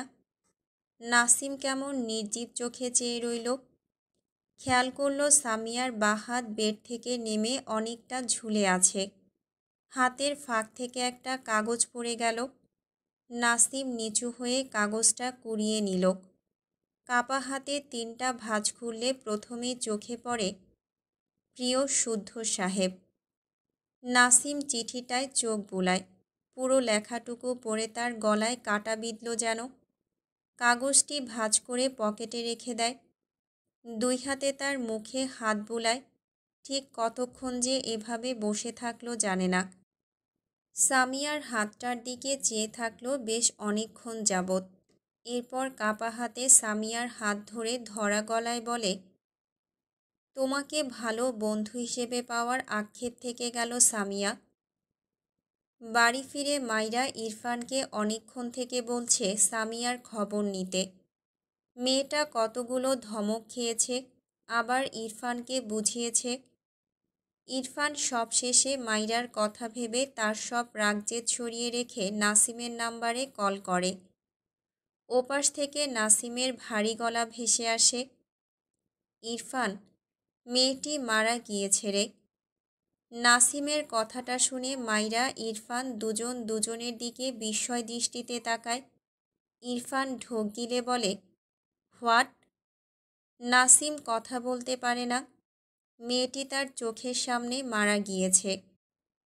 এই তো আজকেই দেখা হলো মেয়েটির সাথে। নাসিম তাকে হয়তো কথার কথা বন্ধু বলেছিল, কিন্তু মেয়েটি থেকে গেলে তাদের মাঝে বন্ধুত্ব হতো না। মাইরা 2 হাতের মাঝে মুখ ঠেকিয়ে ফুপিয়ে ওঠে। ইরফান কল কেটে দ্রুত মাইরাকে আগলে নেয় তার সাথে। মৃদু স্বরে বলে, কাঁদছ কেন বাটফ্লাওয়ার? তুমি তো তাকে সেভাবে চিনতে না।